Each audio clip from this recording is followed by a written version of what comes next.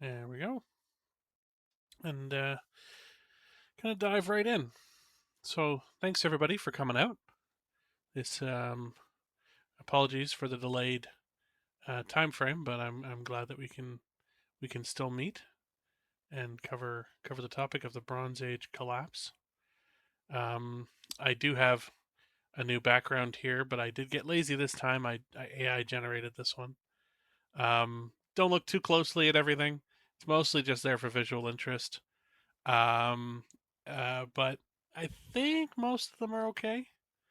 I had it label them for me just to make sure. Um, but yeah, I did have to fight with it about the Middle Assyrian stuff, so I'm still not certain on that, and the Canaan stuff as well. But anyway, these are the regions that we'll be talking about this evening in the Bronze Age I'm sure we'll collapse. enjoy it. I hope so. If it gets Oh my god. yes, as is required. If anyone gets too bored, you can always just loudly start watching TikToks into your microphone, and I'll get the hint. So, um, I call this the Bronze Age collapse, and that's kind of the first thing that I want to address for everyone because you might not be familiar with certain terminology, and it never hurts to kind of go over things in a review. So I'm going to bring up my first set of links here. We're back to links, by the way. No slides. I actually started making slides for this and panicked and almost didn't get done.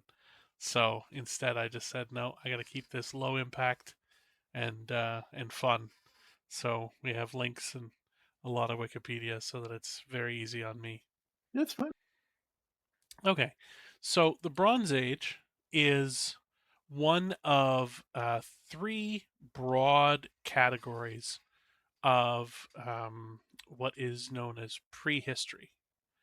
And so, if you probably have heard the term history before, but maybe don't actually know precisely what it means. I mean, old, but exactly what are we talking about? Well, history comes from the Greek word historia. That's how you say that word there. And the term that the definition that I'm going for right now is written account of essentially knowledge or science or these sorts of things. Effectively, history is written accounts of things we know. That's the original term for, or the original definition for the term. And when talking about the ancient world, when we divide things up into history and prehistory, effectively what we're saying is for the period of history, we have written accounts, maybe not contemporaneous written accounts, but we have written accounts for that time period. And then with prehistory, we have no written accounts, we have no ancient sources. We're primarily dealing in the land of archaeology. Now, that doesn't mean you can't do archaeology, can't find stuff in the history periods, in the historical periods, but see, you didn't have to do it, Band Aid. We just showed up. Thank you, Wayne. uh, but when uh, when dealing with prehistory, we definitely don't have written texts, or if we do, they are not standard written texts. And I'll get into some of the writing systems that we have from this time period. So, really, at the very beginnings of archaeology, when European academics started finding ancient materials and cataloging it, um, this grew out of a pastime called antiquarianism, where people just found old things and were like, "Oh, that's nice. I'll put it in my house." And museums were founded, and museums had to start creating collections. And when we've got a massive catalog of prehistorical materials, you start going, okay, how do we divide this up? How do we actually understand this material? And that is where we get the three age system, which is very, very broadly the Stone Age, the Bronze Age, and the Iron Age. And they were initially created by this guy here, Christian Jurgensen Thompson, who was Danish, so not quite Norwegian, but he's right around the corner there, farmer. And I think he was the um, curator at a Danish museum, and he had all this prehistoric material, and he just had to find out how to catalog it. And so he decided, what if we use the primary technology in use at the time, so whether it's stone tools, bronze tools, or iron tools, and then kind of make that as broad categorization. Not really thinking about time periods, although generally speaking, stone tools were before bronze, and bronze was before iron. But he didn't have these firm boundaries in place. It was all very just for the exhibit. He wanted to kind of break these things up. But for the material that European museums and collectors had on hand, this kind of three age system worked pretty good. And so it became, he was doing this in the early 19th century, so early 1800s, and it just sort of became the standard for which European academics divided the ancient world, the prehistoric world. And then they started creating even further subdivisions. So instead of just Stone Age, we got the Old Stone Age, the Paleolithic, and then we got the New Stone Age, the Neolithic. And then things are subdivided even within that, and then subdivided further. And the same for the Bronze and the Iron Age. These things get subdivided up, especially as we started to understand chronology, as we started to understand dating better. We started assigning specific dates to um, subsets of say the Bronze Age. So Bronze Age was divided into early, middle, and late, and then within early, middle, and late they started taking further and further, more precise slices. So you have um, late Bronze Age 3B as just an example of. In fact, we will be discussing, for the most part, late Bronze Age 3B and late Bronze Age 3C. I'm not going to be saying those terms a lot, but just to give you an idea of how subdivided these things eventually got in archaeology. It is very important to understand, and here's the time periods that we'll be dealing here. It's very important to understand that these time periods were developed for material found in and around Europe. So in Europe, North Africa, and the Near East. And so they work best for those regions. As soon as you start dealing with sub-Saharan Africa, you start dealing with Central Asia, South Asia, or East Asia, and especially the New World, these technologies existed. People tended to use stone or bronze or iron, but the very fine differentiation, none of that tracks. Um, and especially what doesn't track, something that eventually developed, is this idea that you must progress. You must go from Stone Age to Bronze Age to Iron Age. That actually was very strongly ingrained. And so when archaeologists first started looking in sub-Saharan Africa, so this is essentially Black Africa, the part of Africa that is south of the Sahara, they were adamant. They said, well, we're never going to find iron here because these folks never developed bronze working. And because bronze working predated iron working in kind of the Near East and the Eastern Mediterranean. Well, turns out you don't need to develop bronze working first. It's just that copper, one of the major metals within the alloy of bronze, is really easy to work, and so it helps you if you already know how to work copper into bronze later on when you start developing iron technology. You already have understanding of metallurgy. But in sub-Saharan Africa, they just went straight to working iron. It was very low quality iron, pulled from boggy, like anoxic boggy environments, very low oxygen. So it's called bog iron. Lots of inclusions, but they pull these like iron nodules out and heat them up and work them and turn them into tools and weapons and so on. So anyway, this is just a long way of saying that the 3-age system does work for the area that it was originally invented for. We are going to be in that area today, so we don't have to think about it too much. But it doesn't actually work for the whole world. And yeah, so just be careful of uh, imposing these kinds of things. So, where are we going to be looking? What are we going to be looking at? Bring out my magic pencil here. So, for the most part, we are going to be looking at what's known as the Eastern Mediterranean. So, this blue area here is the Mediterranean, and the Eastern Mediterranean is essentially this region here. We will be extending a little bit beyond that because some of the kingdoms and just territories that we'll be looking at kind of extend into this area here. But generally speaking, it's the economic, cultural, and civilization of the Eastern Mediterranean. These are all linked together. And so, what do we have?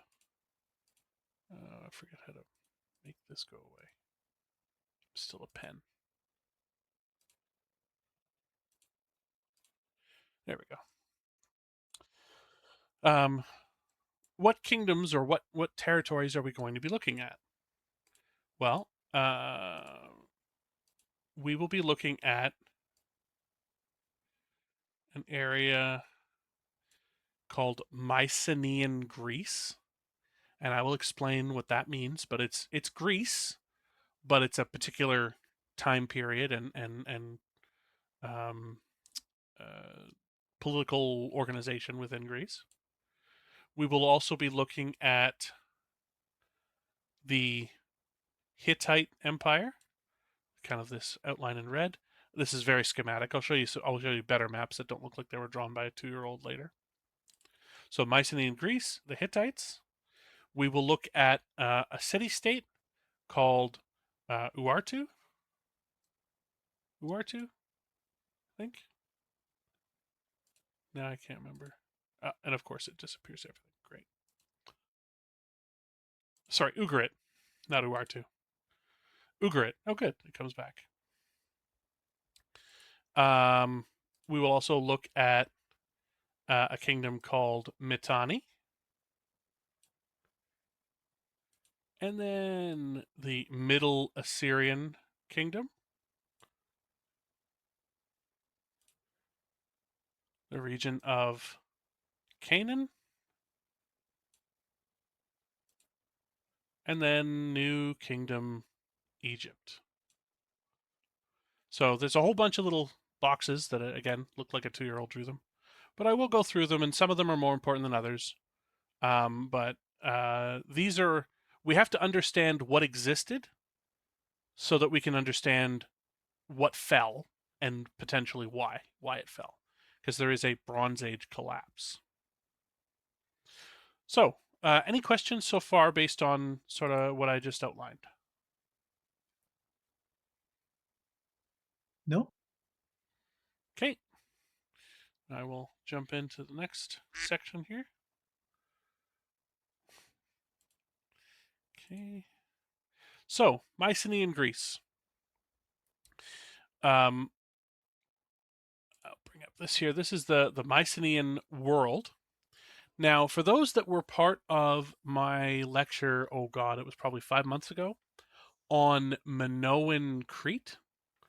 This is the island of Crete down here.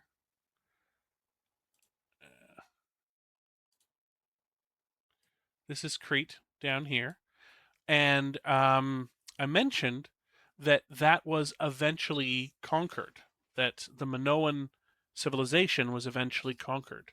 Well, it was conquered by the Mycenaean Greeks.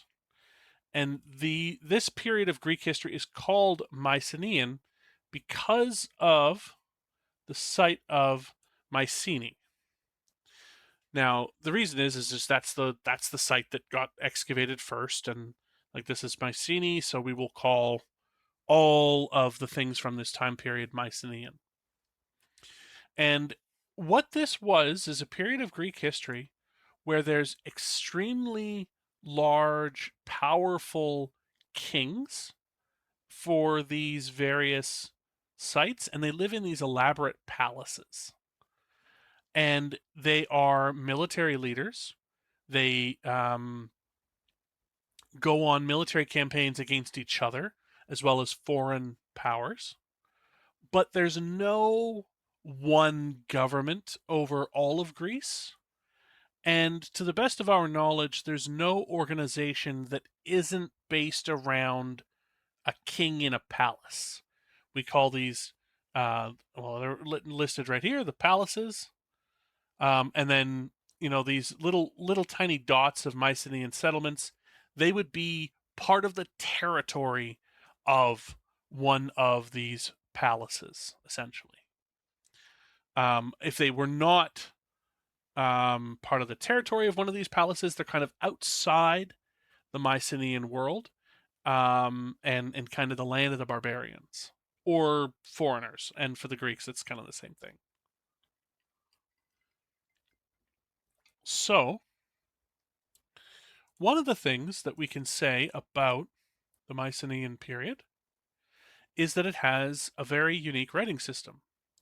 I went in briefly in the Minoan section about the writing system on Crete called Linear A. That was one of the writing systems. But that there was a more important, a much more popular writing system that it developed into, which is Linear B. And this is what is in use during the Mycenaean period, Linear B. And this is a writing system that looks all kinds of crazy, and it's used to write the Greek language. So this is ancient Greek, effectively, right here. Now,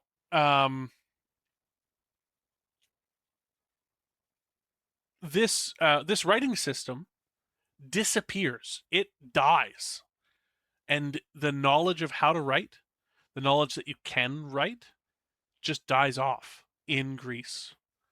And that's part of the Bronze Age collapse. So we'll talk about that some more.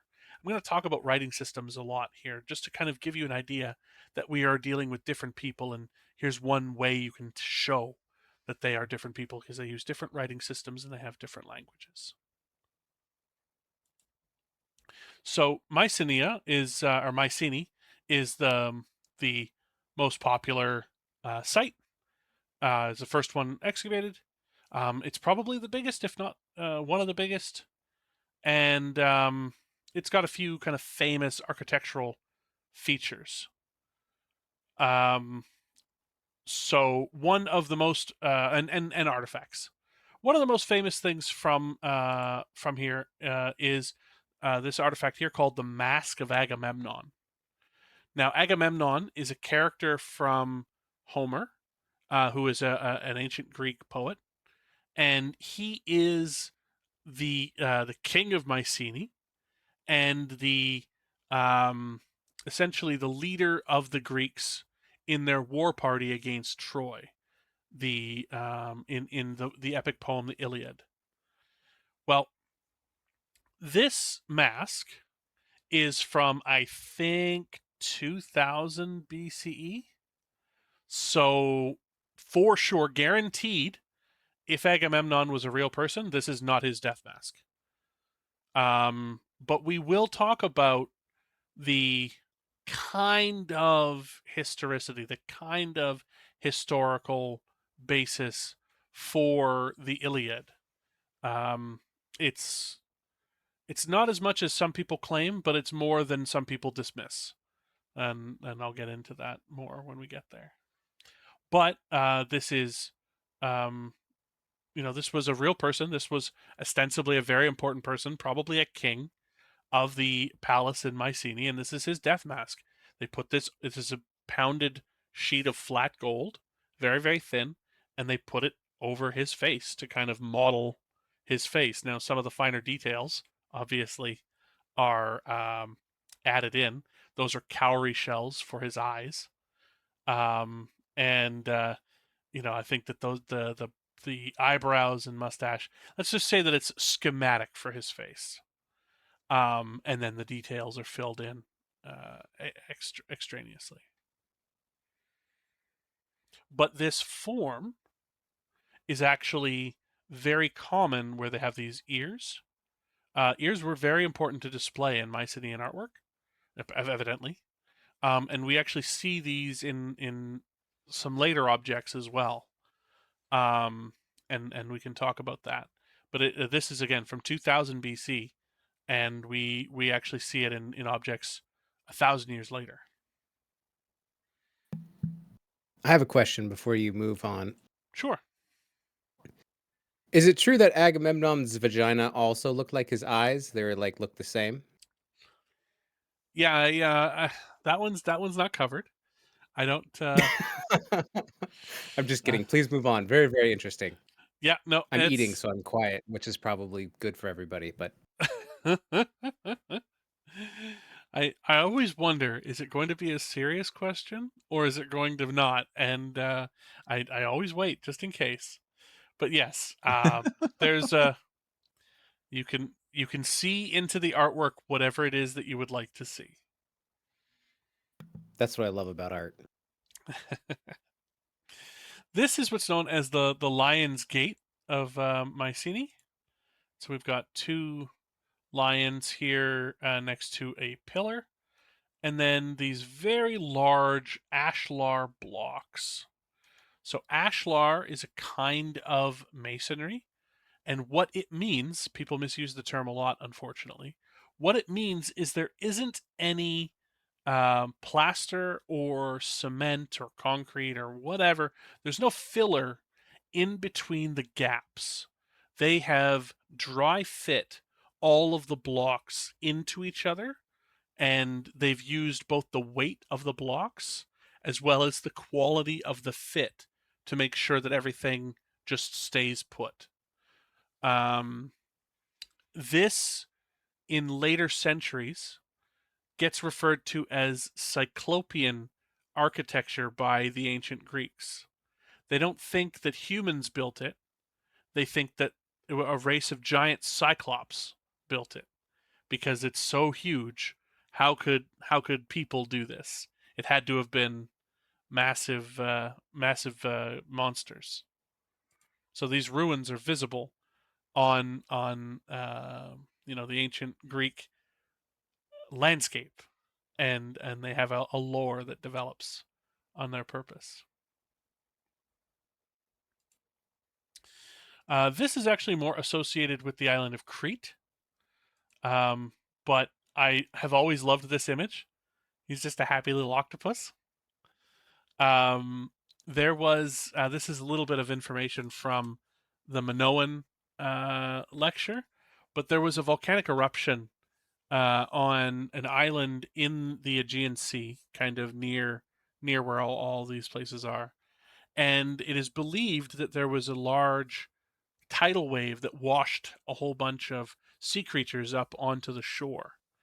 And there was a period after the eruption when all the artwork from Crete started featuring sea creatures, and they believe that was kind of it. Is like, well, after the volcanic eruption, they're like, maybe we should put like fish and octopuses and stuff on all of our pottery. So I can't say 100%. I would assume that this is Minoan, but it claims that this is from a Mycenaean palace. So it's entirely possible that they adopted the same forms on the mainland as well. I do have a serious question, Sure. and that is when you're talking about the art style changing.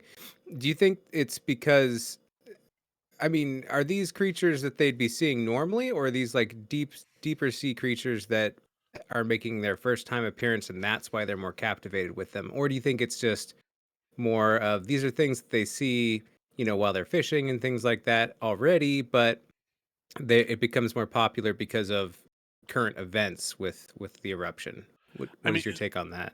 yeah, so that's actually a deep-rooted question in the study of the shift of this art style, because we don't know the answer to that. I've always taken it, and this is just me spitballing. I've always taken it that they were familiar with these creatures. To the best of our knowledge, everyone was involved in some way, shape, or form with fishing in this region, and so they would have been familiar with these sea creatures. But to have them appear on land was pretty weird. That was a change, let's just say. And so whether it was to, I don't know, placate the sea, or just, eh, ever since we saw all that sea creature stuff on land, people are like, I really like the look of that octopus. Let's put him on our pots. Like I don't know. It's impossible to tell, and don't I don't think, especially since it persists for so long afterwards, I don't think that it's necessarily, oh, we need to placate the sea, or we're afraid of this, or anything like that. It's probably just the novelty of it. Like, oh yeah, remember that time that island blew up and we all had fish in our front yard? What if we made pots that looked like that? So that's my take on it. Nice. A little more boring. Awesome. Thank you. Yeah, that totally makes sense, especially since since they spend so much time fishing and in the sea and things like that. It would make sense that it's not like these are new. But being in their front yard, that's definitely a new thing. Yeah, Thank like, I you. mean, I think everybody is probably familiar with what, a standard domesticated cow looks like. But if a tornado ripped through a cow field, or a field with cows in it, and deposited one in your front yard and everyone's front yard, you might be talking about cows for a while. And That's not to mention there was no photography at the time, so obviously yeah. that probably helped too. That this is their social media. Hmm. Yeah, every single one of these is basically like a Reddit post. It's like, hey, They're all hey, rage bait. yeah, Hey, remember when your house got washed away? Look at this new pot I just got. Ah! yeah, that would definitely be that would be one of them. It's like, let's all take a second to remember the time that Bob's house got destroyed. Ha ha. And then someone say my mom died in that, and then it's like, why do you hate children? And then it would devolve into, modern day social media conversation. The And I mean, first That's right. Thanksgiving. the first, oh god. Okay, so moving on from that, I just wanted to talk about, so the Iliad is an ancient poem, um, often talked about as it's the earliest work of Greek literature that we know of. Some people refer to it as the earliest version of Western literature, but then you have to define what Western means, and I'm not here for that. Um, but its creation is um, complicated. So I mentioned that writing had disappeared in Greece. And we do get written versions of the Iliad, but not until the creation of what is now the modern Greek alphabet happened, and that happens in the 9th century, I think. Eight, maybe. The written form here says 7th century. And written in the 6th century, so maybe it takes all the way to the 6th century. So we're talking roughly 600 years between the events of the fall, the loss of the alphabet, and then the recreation of one for writing this down. Um, the events that the Iliad talk about are cast, so it is being composed in oral form.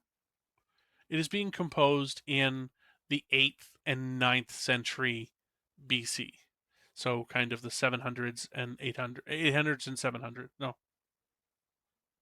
ninth and 8th century. God, when time goes backwards because it's BC and it's counting up, I get super confused. So anyway, 800s and 700s. Um, and they are remembering a time before time. They are essentially poetically referring to the Mycenaean period, this time that has long since gone and has slipped from reality into myth and legend. And so there is a strong temptation, once we discovered these ancient sites back in the 19th century, there was a strong temptation to see actual events from the Iliad take place in the material we were finding. But that was a bit wrongheaded, and after several centuries of review, it's clear that the way that the politics were organized, the way that a lot of things were functioning in the poem, reflected the 8th and 9th century, the kind of the way that Greece was sort of coming together at the time, and they had just retroactively projected it into this ancient mythical past. But there are a few details that are preserved. One of them is boar tusk helmets. So these are a feature of Mycenaean armor. They are not a feature of 8th and 9th century Greek armor or later. And yet they appear in description in the Iliad. And we didn't know what they looked like other than the brief description in the Iliad until we found them in Mycenaean graves. So there is something that preserved, just not a lot. Another thing that preserved is actually the title of the overarching leader of a war band. So I'm not going to pretend anybody knows modern Greek or even ancient Greek, but typically the term for king in more recent versions of Greek is basileus. And this is why there's a basilisk lizard. If you've ever heard of a basilisk lizard, it's kind of a king lizard. There is an older term called wanax in Mycenaean Greek, and in those Linear B tablets we have wanax preserved. It's also preserved in the Iliad, and it's kind of like overking, or kind of king of the moment. We're all going to follow this guy. And if you know the story of the Iliad, essentially Agamemnon drums up all of the kings of Greece to join him and go on a revenge assault against Troy. And so he's the Wanax for this event. And it seems like something like that also existed in Mycenaean times. So elements preserved, but very few, very, very few. And what that means is we've got essentially, I'm going to go with 95% collapse of anything that existed civilization-wise in the Mycenaean kingdom, or Mycenaean areas of Greece from the Bronze Age collapse. Was that confusing? Does that make sense? Are there any further questions on kind of Mycenaean Greece? No, but that's cool that their hat was preserved. Yeah. We are having so movies from this still get made. The most recent movie about the Iliad was Troy from 2004, I think. That one was most renowned for wanting to remove the gods out of it, which makes no sense if you've ever read the Iliad, because the gods are in it all the time and humans are their plaything. But whatever, it was the style of the time. We are getting a new adaptation of the Odyssey by Ooh. what is his name? Chris Nolan. Homer? Um, Oh. yeah. That's coming out this year, I think. It is a very artistic interpretation as far as I can tell. There's very little attempt.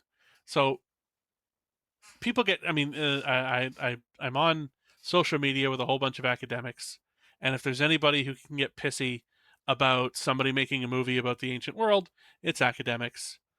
I have sympathy for them, but I also, I mean, I want to see more movies for these time periods, and I think that we get way too precious about protecting whatever historical valid.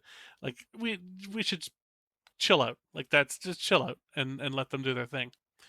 However, what I would like to see is what they're upset about is that it's not set in Mycenaean Greece and with period accurate costumes. I don't really care if it's set in Mycenaean Greece, but I would like it set in a time period. Like just pick a time period and try to make it look like he has set it there. But this is set in the ancient past, and it uses the armor of the ancient past. And I don't know, one of the characters, I'm not even sure who it's supposed to be, looks like Batman. I mean, it might. It's a Christopher Nolan movie, so I bet you it's going to look cool. And if it makes a new generation of people interested in the Odyssey, more power to it. But the Odyssey is a very different story from the Iliad. The Iliad is war. That's all it is war, war, war, war, war. And there was war for 10 years. And the Odyssey is Odysseus and his buddies try to get home from the war and suffer calamity after calamity after calamity. And it's got a lot of like mythological happenings in it. It's like an episode of the week of the tragedy that befell this boat filled with men. Um, and Odysseus is wily. He kind of outsmarts a lot of his enemies. Not necessarily fighting, and he can't really fight them. So anyway, we'll see. We'll see how the movie is coming out. I strongly encourage everyone to at least look into it if you have an interest, because who knows, it might be good. So that's the Mycenaean period in Greece. Now I'm going to talk about the Hittites. So this map here, as I kind of drew like a 2-year-old, the Hittites controlled kind of the interior of what is like modern day Turkey. This whole region here is called Anatolia. So you can also say the interior of Anatolia. This is a fairly mountainous region. So I imagine that they stop at their control kind of stops at a lot of mountains. And then this area here is somewhat lowlands all the way to the coast. So just by question, has anyone actually heard of the Hittites before this conversation? Yes. Okay, so we've got one. Uh-huh. We got two. From civilization. All right, cool. So we've got it. We're not completely in the dark here, which is great. I will say that of the ancient kingdoms, they're probably one of the lesser known, and that's a bit of a shame because they were quite quite powerful, quite important, and fairly long lasting. But they do fall.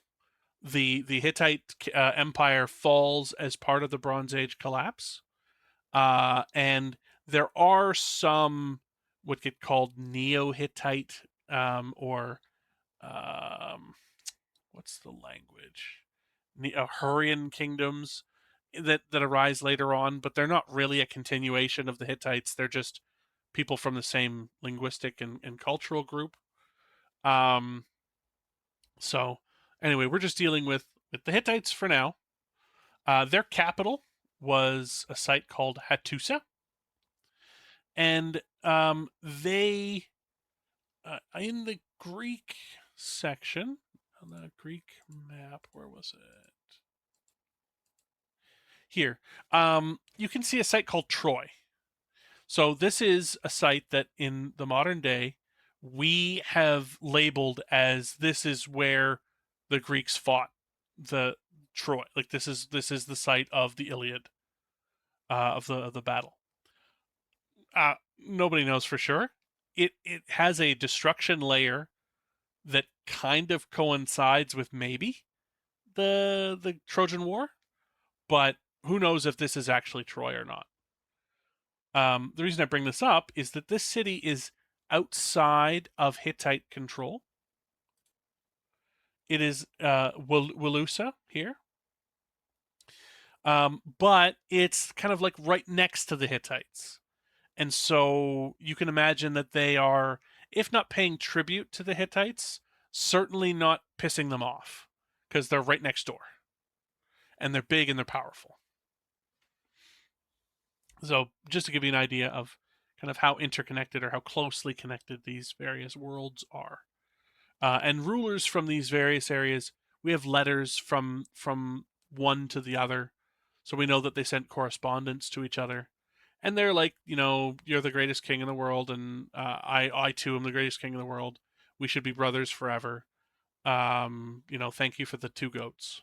Like that's the nature of the kind of diplomatic conversations. So Hattusa is the capital, and it has some famous architectural features. One being the Lion Gate of Hattusa.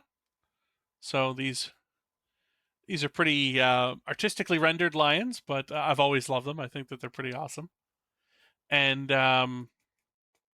you have to imagine that this goes up into some form of archway that just hasn't preserved over the millennia.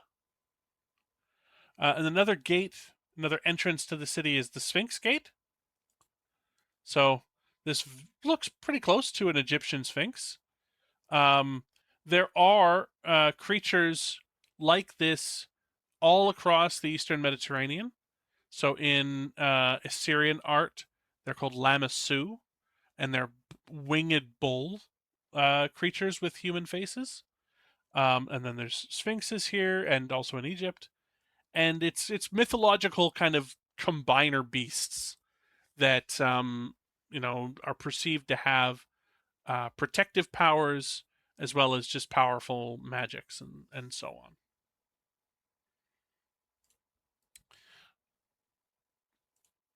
This is a reconstruction of the city walls of what Hattusa may have looked like in the late Bronze Age, in the time period that we're kind of looking at here. This is mud brick. So we've got a stone foundation, but these are kind of just roughly hewn. They sort of just pile them up, and then they continue the rest of the structure with mud brick. And so you'd imagine this has to be repaired quite frequently, and can fall to a siege not easily, but like relatively easily.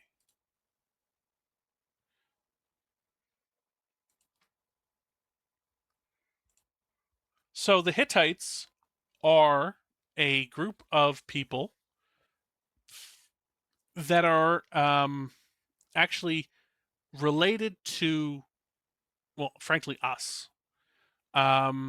Their language is in the Indo-European family. So Greek, the Greek language is also in the Indo-European family. And to the best of our knowledge, nothing related to Hittite in the modern day survives. All of the related languages that were closely related to Hittite have died off. But 2,000 year old, I guess 3,000 years ago, 3,500 years ago, there was a flourishing Hittite language as well as closely related, another language closely related is called Hurrian. And yeah, these are also in the same language family, and just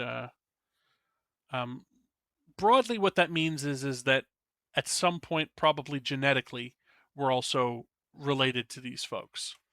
That's not a guarantee, Just because they speak a similar language doesn't mean that they are um, genetically related as well. But we know the kind of migration patterns, and it doesn't look like they were like that another group moved in and changed everyone's language to Hittite and so on and so forth. It looks like these are the people who invented that language and spoke it. So yeah, they're related to kind of broadly speaking Europeans as well. And the Indo part of that, they're broadly related to Northern Indians as well. There's a kind of a linguistic family. I don't know if this is getting too much into linguistics, but bring up, where was that map? Here. There is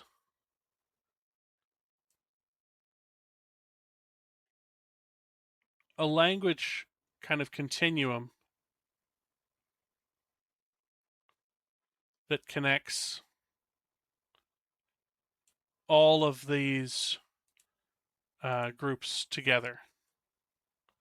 Am I going to be able to? No, I can't move that. Here.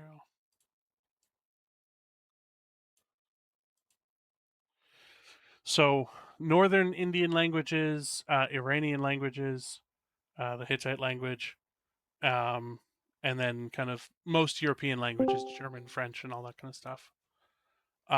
Greek, Italian. Um, they're all related in this broad, huge language family called Indo-European. So I don't know if that helps or if that makes things more complicated. Any questions so far? Sorry, a bit of a digression there. No? No. All right. So, all right, we're Hittite language. Now, the Hittite language is written not using linear B like Greek. It is written using cuneiform, which other languages that are completely unrelated to Hittite further east also use. And this is just to let you know that you can actually use a writing system for languages that it was never designed for. The English language, we use the Roman alphabet for our language, but that was adapted for writing Latin, and they adapted it from Greek, the Greek alphabet for writing Greek, and the Greeks adapted that for writing Phoenician, which is a totally unrelated Semitic language. So you can adapt writing systems. It's the same as you can use the Latin writing system or the Cyrillic writing system, and some countries, because of their switch from, say, Soviet times to post-Soviet times, they've switched from the Cyrillic alphabet to the Latin one. These are different writing systems, and you can just switch between them and represent the language using just a different set of characters. So Hittite was used the cuneiform writing system to represent um, its language. This is just to let you know about Late Bronze Age Troy. This is the site that um, we think is Troy. There's a whole bunch of monuments there and a destruction layer. I think I've kind of talked about this quite a bit, so I'll probably move I've on. seen Troy 1 through 5, but I haven't watched the sequel Troy 6 yet. That's Yeah, next on my list. Troy 6B, Troy 7, Troy 7B. This just gives you an idea of the naming conventions for different archaeological strata. So when we're going down and we encounter a new layer of something, we assume it means that's a new time period. And so we give it a new name, and then we look at the material differently just to make sure. Troy VB3. Eventually, they'll get to Troy VD, and then everyone's got to get checked. You know, that's that's just the way the cookie crumbles. Um, so what I wanted to also talk about when bringing up the Hittites. Sorry, is there a question, or is that just more ducks? Okay. Is the Battle of Kadesh. The very specifics about the Battle of Kadesh, you don't need to worry about it all that much.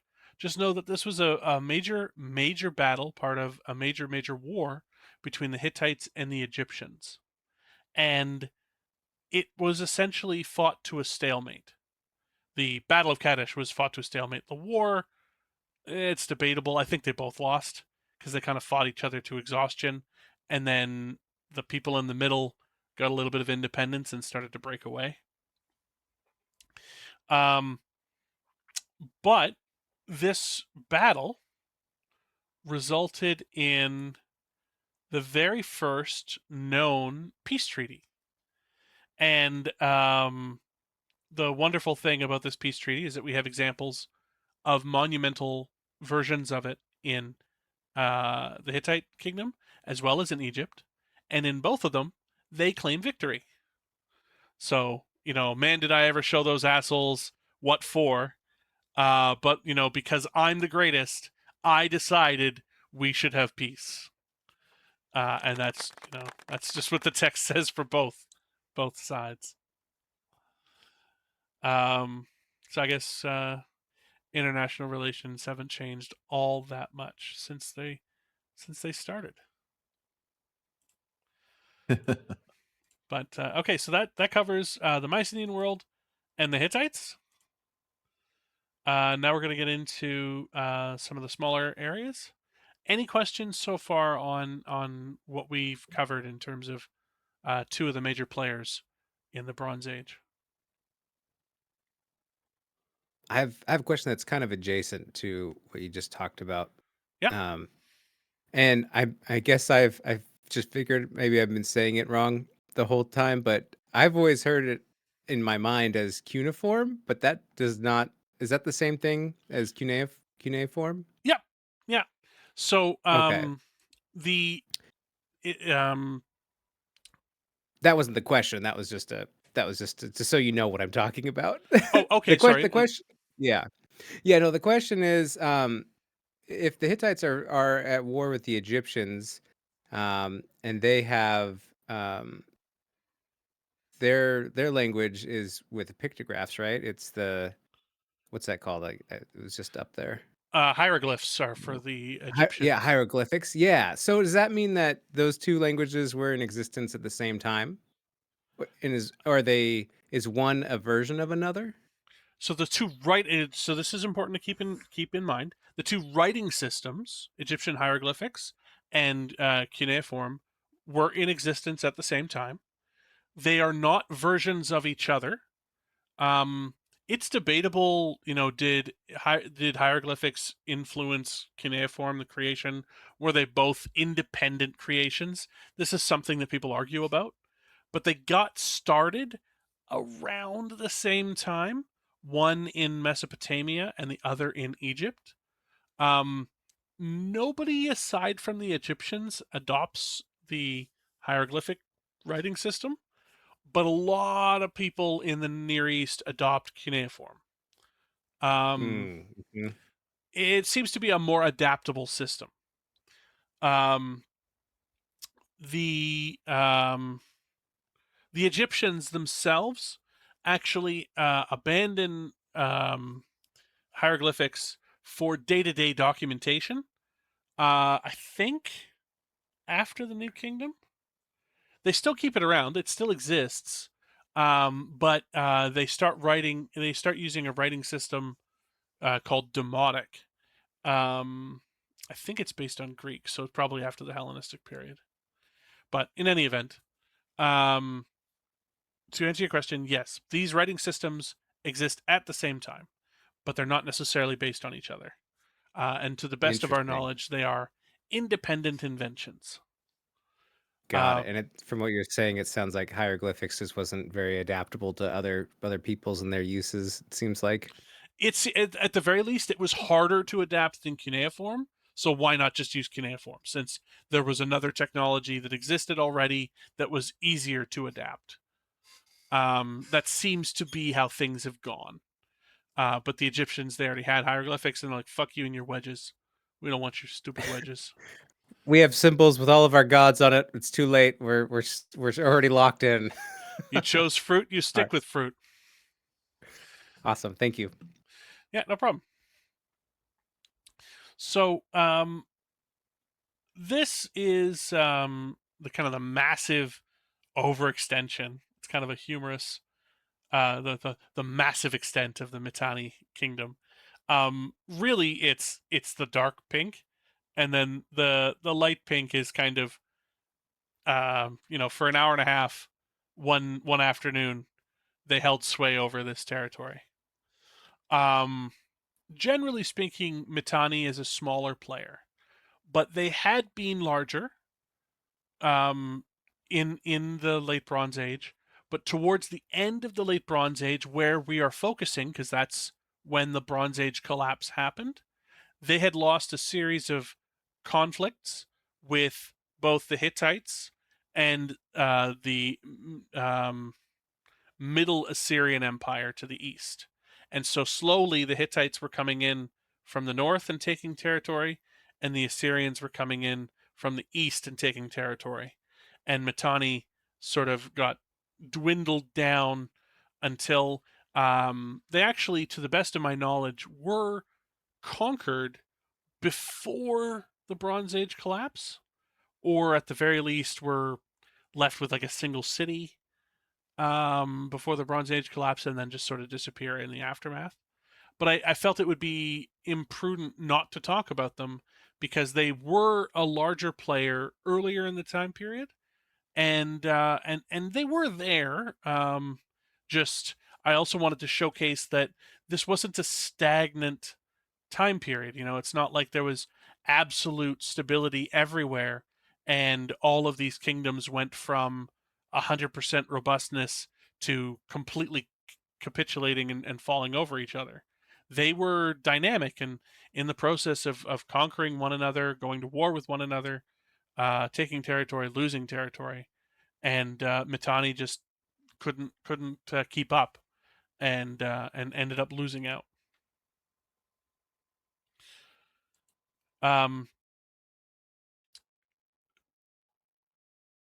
in Mitanni, they spoke. Did they speak Hurrian, or I thought they spoke Mitanni, which is related to Hurrian. Either way, they speak another language. So we've got um, Hittite in the Hittite kingdom, and that's broadly related to Greek and other Indo-European languages. But we've got Hurrian, and Hurrian is kind of its own thing. We're not really sure where it fits and what it's related to. What we can say for sure is that they are, again, a different people group. A different people group that had their own kingdom and their own setup. Um, I don't really know a whole lot about Mitanni. Just throwing this out there, I've really kind of included it because I wanted to make sure that we at least mentioned it. So one of the things that they're known for is this newsyware, some geometric patterns. I think it looks nice. So that's kind of cool. And also, this just came up as I was reading through the wiki, and there was an inscription to the Mesopotamian god Nergal. And I wasn't sure if we were going to have any 40K fans here, but I just wanted to let the 40K fans know that Nergal was a real god. Not necessarily a chaos god, but was a real Mesopotamian god, and that's kind of cool. I thought it was kind of cool. So I don't have a whole lot to say about Mitanni, but based on what I did say, are there any questions or any comments here? Okay. Sound off if you've fallen asleep. I'm asleep but listening. Okay. Just Is I heard that Nurgle is going to be the new Murloc King in the new World of Warcraft expansion. there you go. Okay.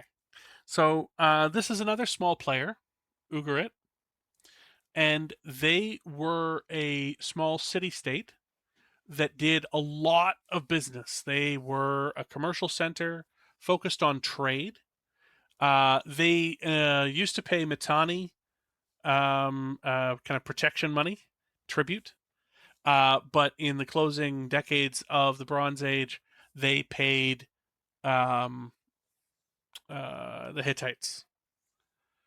The reason, the major reason to include Ugarit is that they have just a massive, massive catalog. One of the best preserved archives of writing from the ancient Near East is in Ugarit. And again, it's in the Ugaritic language.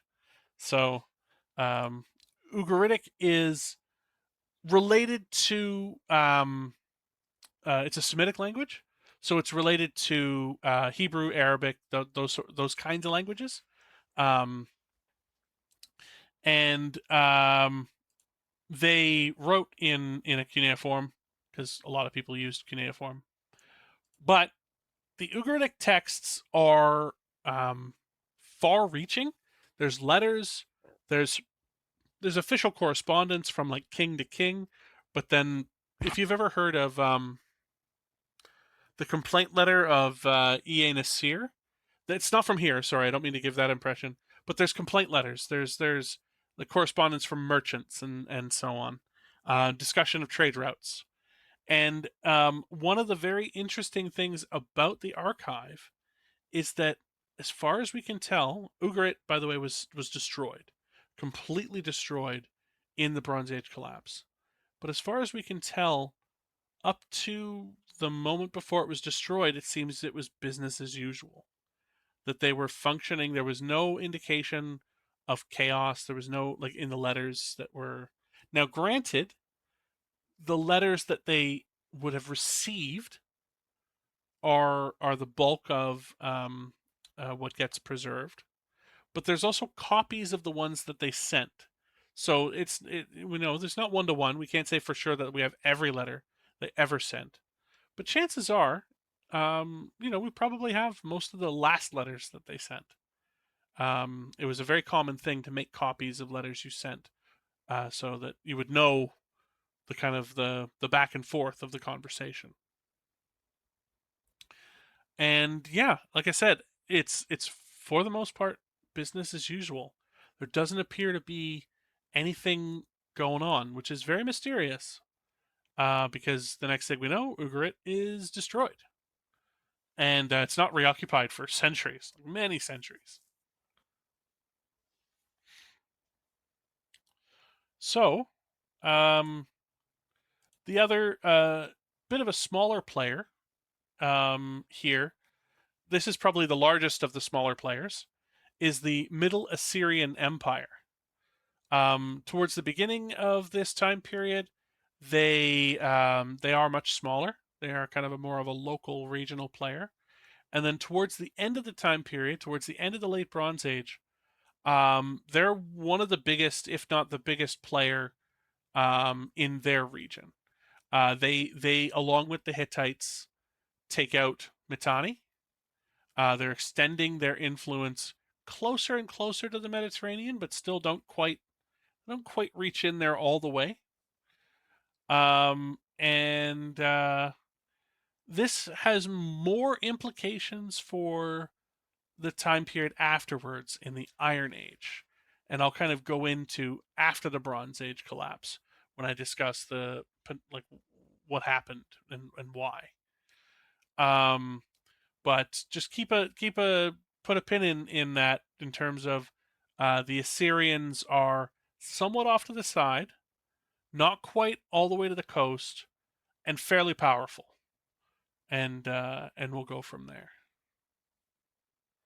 Any questions on? I feel like I burned through those guys pretty quick, but any questions on those three polities? I did Mitanni, Ugarit, and the Middle Assyrian Empire.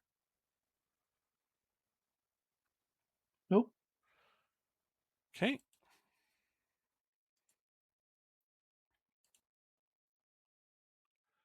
So, this brings us to really the biggest kingdom of them all in the time period, New Kingdom Egypt. And just to give you an idea, because Egypt has such a long history, we are dealing with the 19th dynasty of Egypt, and they are, I think, let's see, they're 1200. They are 13 to 1400 years after the building of the Great Pyramids. So the Great Pyramids have been around for a very long time when the 19th dynasty is in control of Egypt. Just to give you an idea of, in the grand scheme of Egyptian history, what are we dealing with here? Now, just because they didn't build the Great Pyramids doesn't mean that the 19th dynasty didn't build anything. Their most powerful king was Ramses II, and he built two fairly large. Well, he built a whole bunch of very impressive things, but he's renowned for the Ramesseum, which is a temple to his dynasty, I think it is, and it's got some pretty epic statues in it, and these are quite large, quite quite monumental.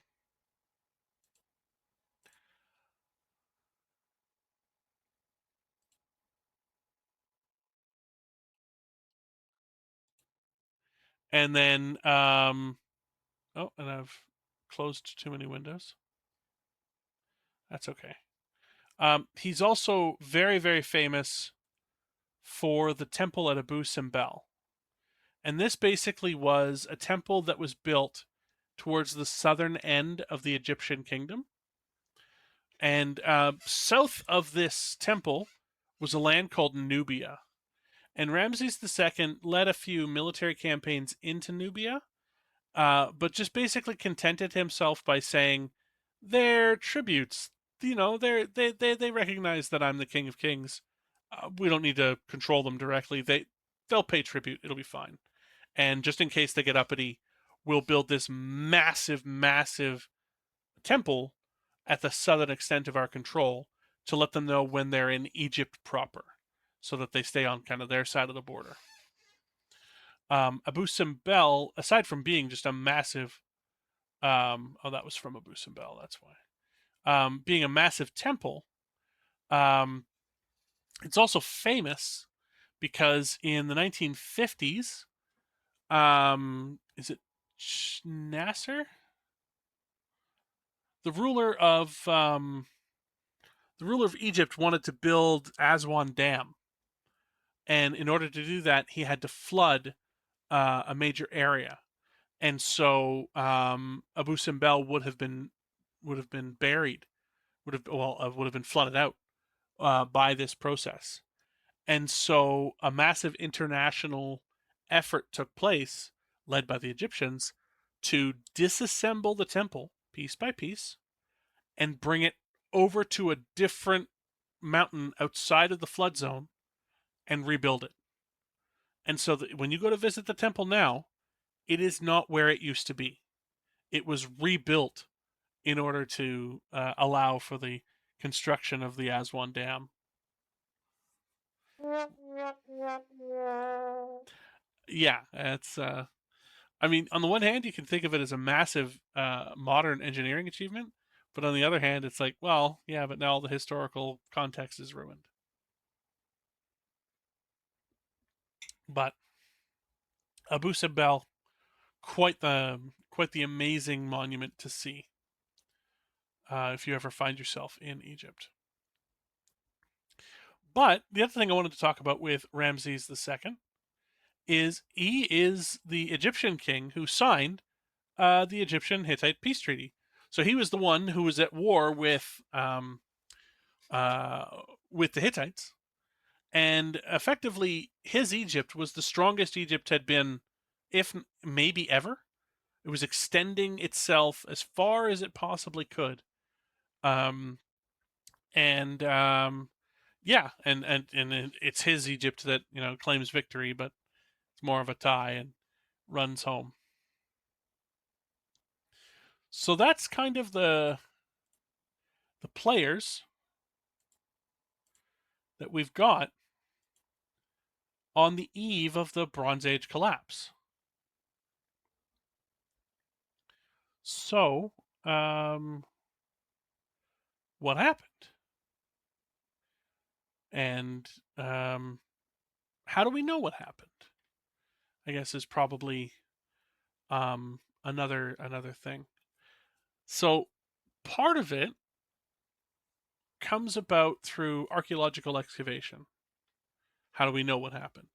When they started uncovering these Mycenaean palaces in Greece, they noticed that quite a few of them, if not all of them, had a big destruction phase, destroyed by burning. That doesn't automatically mean that it was burnt down in violence.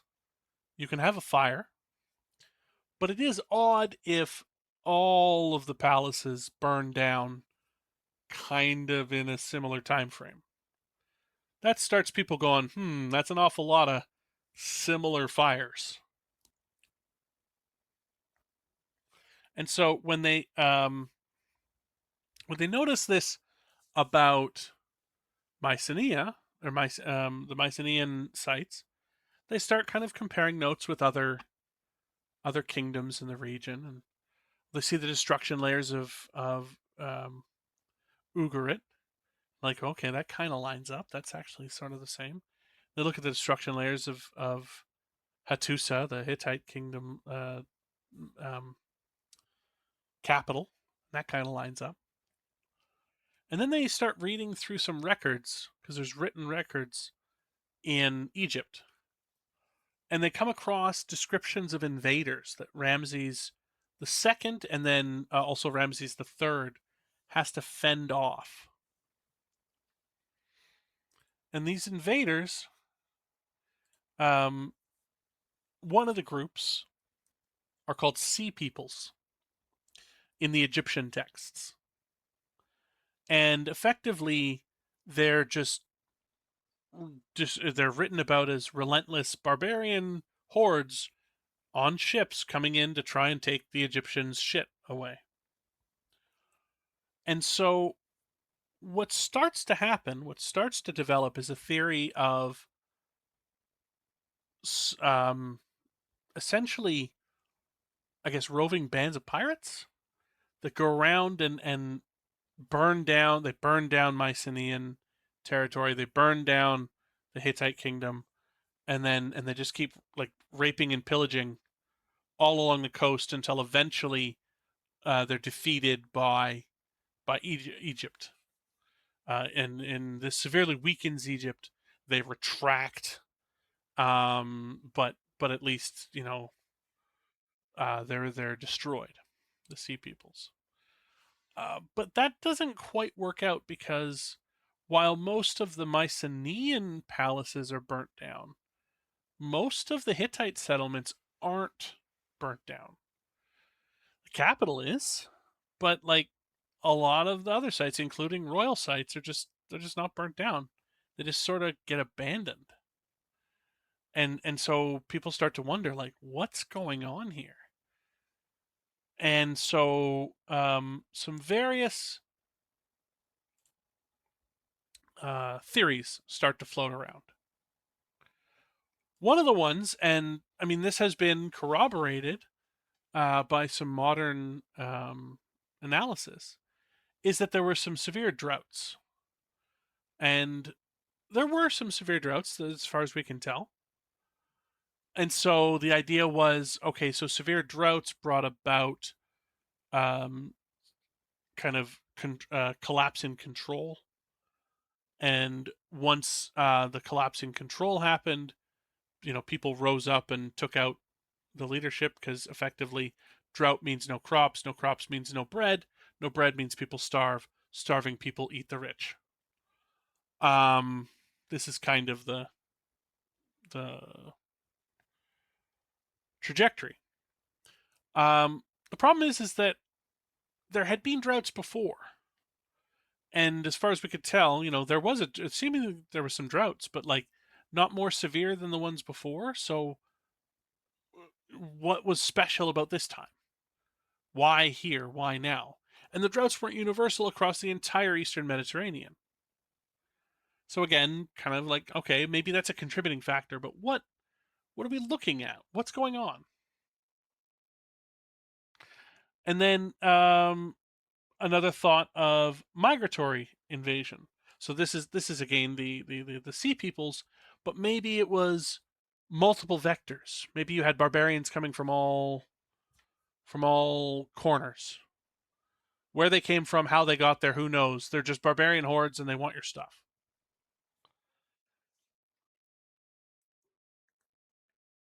And so that doesn't have a whole lot of data behind it, but it was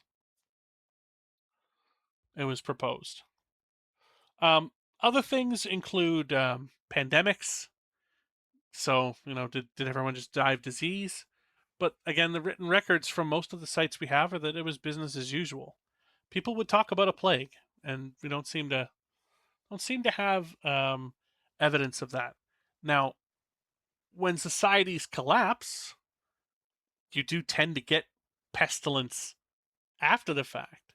So we do have some evidence for plague victims or disease, but it's probably an after the collapse sort of thing rather than because of the collapse. There's also some volcanoes. The timing is a bit off, but maybe they contributed to poor crop yields, something like that. And then just the idea of warfare, like they fought each other out, and that led to collapse somehow. As you can see, none of these are, at least the way I'm presenting them, and admittedly I am presenting them in a biased fashion. But the way that these are being presented, nothing seems to be particularly convincing, at least on its own.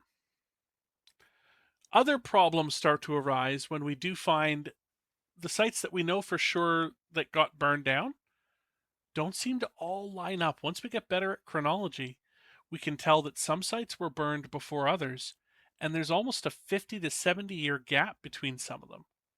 That doesn't really fit the narrative of a massive, quick invasion. And it's at this point when I come clean and say we don't actually have a definitive answer.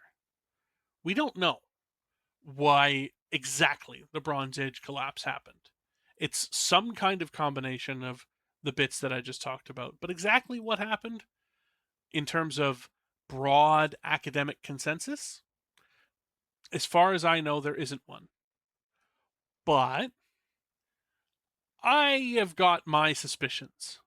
And so, what I'm going to tell you from now on, what I'm going to kind of please keep in mind, I didn't necessarily invent any of these positions, but the degree in which they were impactful is my guess. It's my speculation, and that's all it is speculation. So don't take this as data. Take it as random ravings. We understand that?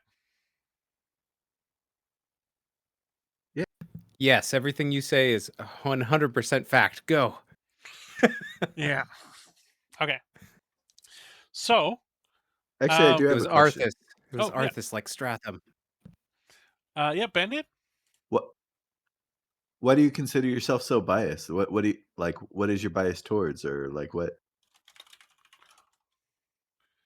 Sorry, Devo's just head note.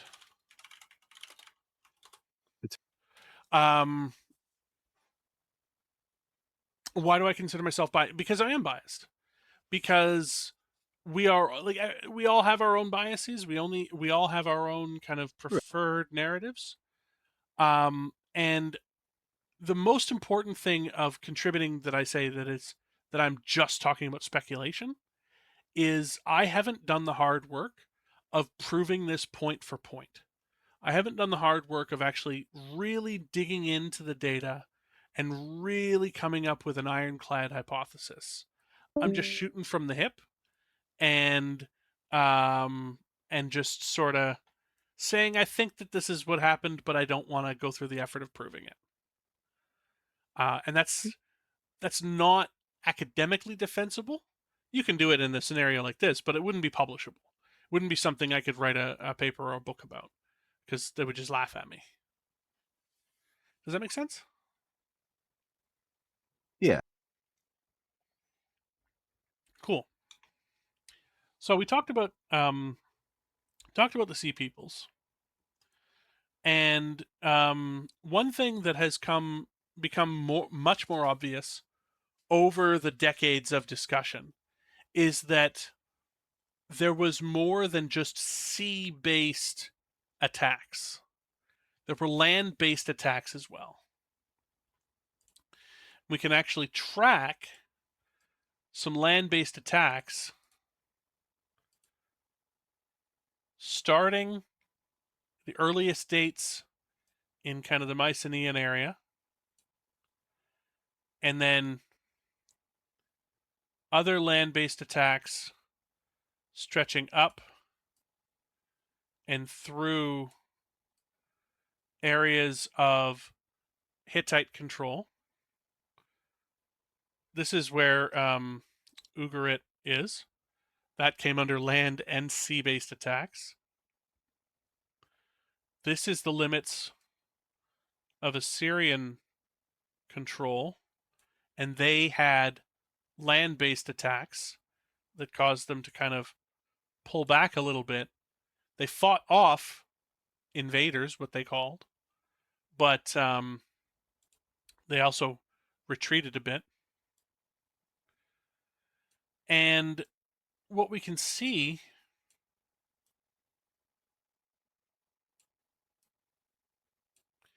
is a bit of a pattern that makes sense to me.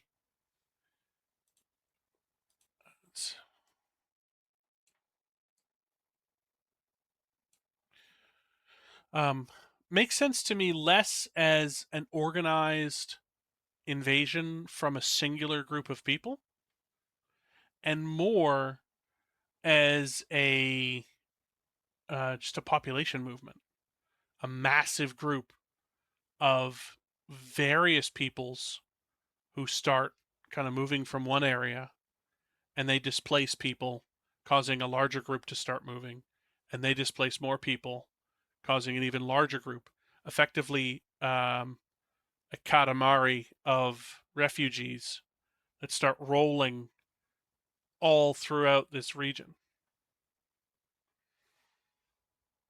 I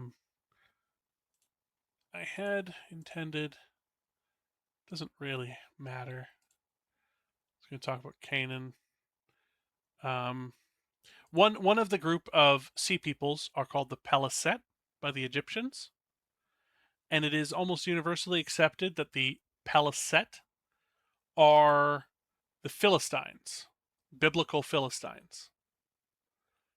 And it is also almost universally accepted that the biblical Philistines are actually Mycenaean Greeks. Mycenaean Greeks that were here and eventually ended up in the land of Canaan. And that is because the material culture. Remember I was talking about the ears? Well, we see they're called anthropoid coffins.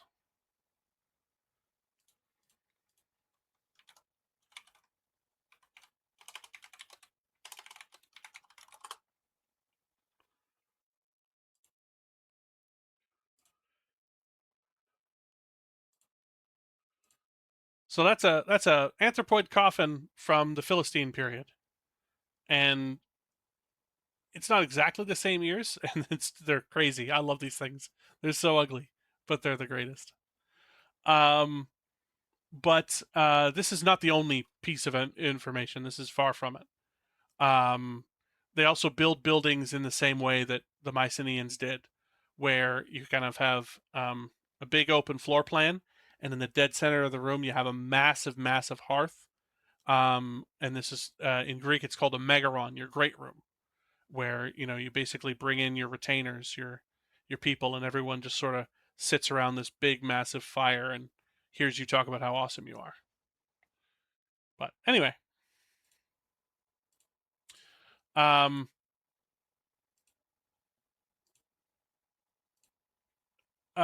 yeah, so I'm talking about massive amounts of people movement, and the variety of people is important. I've been talking this whole time about, we've got Greeks, we've got Hurrians, we've got Ugaritic people, so on and so forth. The one thing that all of our written records talk about is that the invaders were made up of essentially many nations. And to me, what makes this track is that, again, a katamari of just all these refugees from all of these regions, just collapse happens in one region. And I do think violent collapse happened in the Mycenaean region. I think that may have been precipitated by the droughts, but it also may have been precipitated by, so this is, again, and this is massive speculation. Massive speculation. But the Iliad records a massive war that involved all the kings of Greece.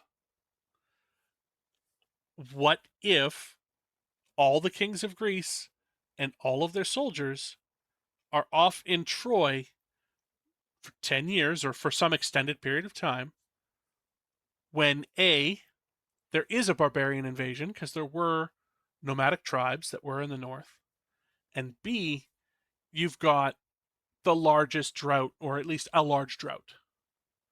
So essentially, you have removed all of the warriors from a region, leaving it, relatively speaking, unprotected, and you have a drought and potential incursion.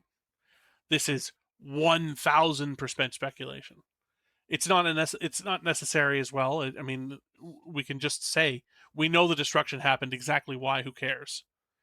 But I don't think that that's an impossibility. That a major military campaign, as depicted in the Iliad, or something similar to that, essentially stretched Mycenaean Greece too far. That they overstretched an already marginal kind of region, and it erupted. And it just so happened, because of the drought, because of extenuating circumstances, it erupted very badly. Um, but there's another thing that I'm not mentioning here yet, and I'm getting a little discombobulated, so I do apologize.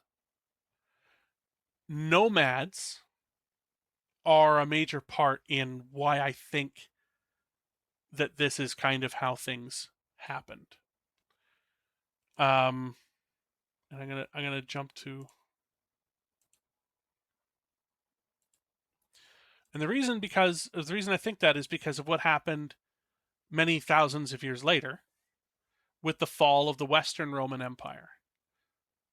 So we now understand this time period. This is the 500 CE, or AD 500s. We call this the migration period. Effectively, the Roman state was spread too thin. It had kind of bitten off more than it can chew, and was not as effective as it once had been.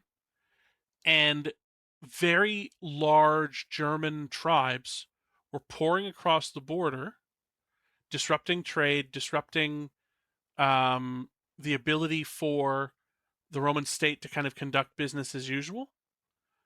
And it eventually precipitated state collapse.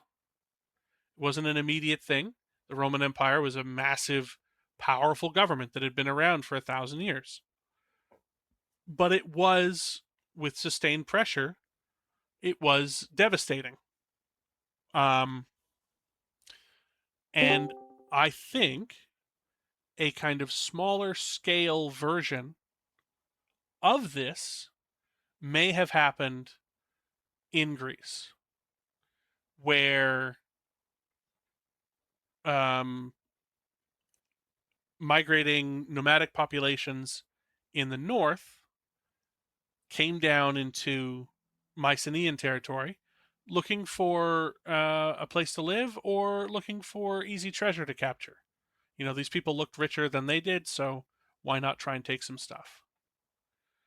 We know that these sorts of incursions happened in later centuries because the Greeks write about them. And generally speaking, they're able to fend them off. There is a description, it's called the Dorian invasion, and this is purely something that we don't have any proof for it whatsoever.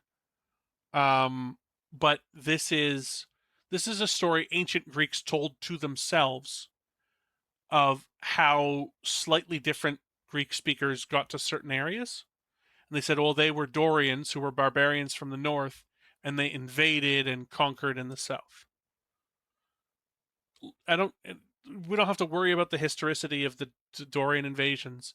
I just bring it up as an example that this is a story that Greeks told themselves about their own history. So it's obvious that there was anxiety and reality in foreigners in the north coming in and attacking in the south. And so that's what I think happened is um, basically several populations of barbarians in the north all made their way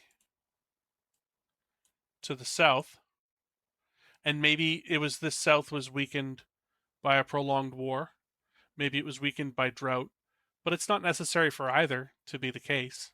We know the destruction happened, so this is just a theory as to who did the destruction.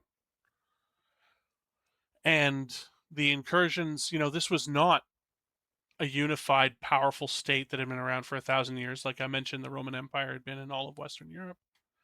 These were small independent kingdoms, susceptible to being picked off one by one in quick succession. And that's the kind of destruction that we see in Greece. It all happened relatively close together. But once that destruction happens, however it happened, you get a massive amount of refugees that pour in to neighboring regions.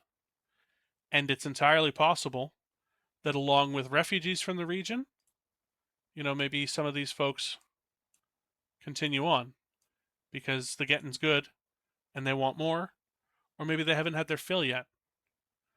And then you start getting populations here abandoning where they live, not necessarily having their homes burnt down because of ravaging hordes outside their door. This has the advantage of accounting not only for not everything needs to be destroyed, some things just can be abandoned, but it also can account for things where Ugarit here, is destroyed fairly early in the entire campaign, and then other sites down here are destroyed later, 50 or 60 years separating the two. Well, if you've got a group of predominantly refugees that are not bent on conquest, they're not there to do, they're not there to destroy every single settlement they encounter. So for the most part, when they think that they're safe, they're going to settle down. And so once they've destroyed areas, or once those that are bent on destruction have destroyed some areas, and maybe they get defeated by the Assyrians here or the Egyptians here, the more violent ones, these sites might think that they're safe. But after a generation or two, some other kind of conflict breaks out. Neighbors fight, especially neighbors that are relatively new to each other. So it makes sense to me that potentially new establishments would go to war with these, more firm established ones, and some destructions would happen kind of in the aftermath of the world being made after the late Bronze Age collapse and into the Iron Age. And I feel somewhat vindicated or somewhat supported by this because of the world that does get made in the Iron Age. So this is the region formerly called Canaan in the Iron Age. This is the 9th century. So this is a few centuries later. But this is where we have this is where the Hebrew Bible talks about the Israelites coming in and conquering their part of Canaan. This is the Philistines, the Greeks have established themselves. The Phoenician states are new foundations, but they are Canaanite. So they are kind of like re-foundations after the chaos of the late Bronze Age. And all of these other kingdoms are kind of formally nomadic populations that settle down. And the thing that I didn't go into is before the Sea Peoples, before any of these invasions, there are dozens of nomadic populations in just the Egyptian records. And a lot of those names sort of disappear into the Iron Age because those populations either went away or, if I'm correct, they settled down. And one of those groups, the way that you pronounce this is Hapiru, which sounds an awful lot like Hebrew because it is the word Hebrew. The thing is that the Hapiru are not an ethnic group. Hapiru is another name for effectively nomadic pirate. And it seems like some of the Hapiru took the name as an indicator of their ethnicity. It became the label for their ethnicity. And those people went on to be the Hebrews. But the fact of the matter is that this was another group of nomadic individuals that were roaming around the area, and in the chaos of the Sea Peoples and all of the kind of like population exchange that's going on, everyone just sort of figures out a new way of living, and a lot of them settle down. The way that you support a nomadic population is you have a stable urban population next door for trade, for raiding, those sorts of things. The nomadic population, they tend to have large herds that they trade with the sedentary population, and the sedentary population trades grain. That's kind of the exchange that they make, and occasionally there's violence between the two, but that's somewhat it. But if the sedentary population is disrupted, and there is no reliable location you can trade for grain, well, maybe you decide, actually, now it's time for me to settle down and get some grain for myself. And I mean, this is a version of the narrative that we actually see reflected in the Hebrew Bible. They say that the land was given to them by God and they are here to conquer it. But I mean, it's a nomadic population settling down in the region of Canaan, which was heavily disrupted from the Bronze Age collapse. So, yeah. I don't know if that makes sense, but that's kind of what I've got. Any thoughts, any questions, or anything like that?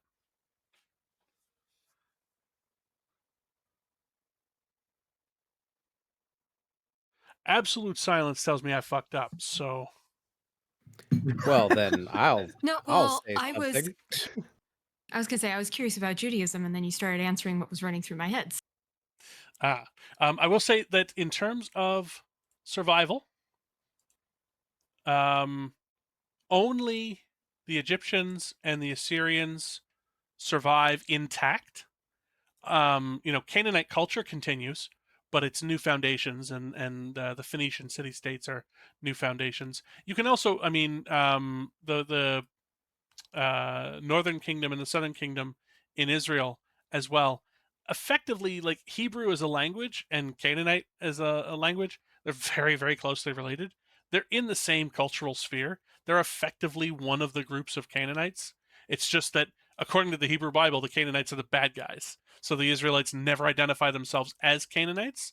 But if you're from the outside looking in, I mean, this is I'm trying to think of two people that are the same that like outsiders can't tell the difference when they're fighting.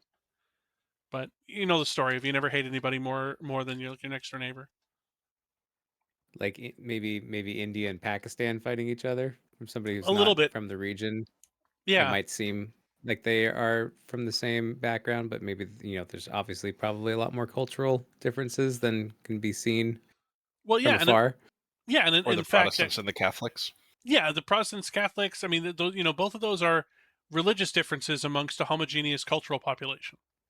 So, or maybe homogeneous is too strong a word, but like a broadly similar cultural Yeah, population. like to an outsider, you're both like very similar in many characteristics that could be used to identify a group you don't know much about. Mm-hmm. Like with Protestants and Catholics, you're both Christians, you're both Anglo, you're both Caucasian or whatever. Y'all live in the same area. And yet they hate each other. Yeah. So, Yeah. in any event, in the Iron Age, so in the next kind of century or two, this region here, which had been kind of under the domination of the Hittites and the Egyptians, at first has its own independence, and they grow in power and popularity. Um, this region believes it becomes fairly wealthy, believes they're kind of on top of the world. But then the Egyptians don't quite get their footing back, but the Assyrians do. And then we see the growth of what is now called the Neo-Assyrian Empire. And the Neo-Assyrian Empire goes on a conquest spree that first subjugates the Phoenician city-states, and then they subjugate the northern kingdom in Israel, and then eventually they subjugate the southern kingdom and destroy the Temple of Solomon. Well, actually, the Babylonians do, but they're basically the same. The Neo-Babylonian Empire, the Neo-Assyrian Empire, are more or less the same entity. It's just that the capital switched from Nineveh to Babylon. But the major beneficiary of the Bronze Age collapse is eventually the Assyrian Empire, because they didn't quite get beat up. They got a little beat up and they had to retreat a little bit.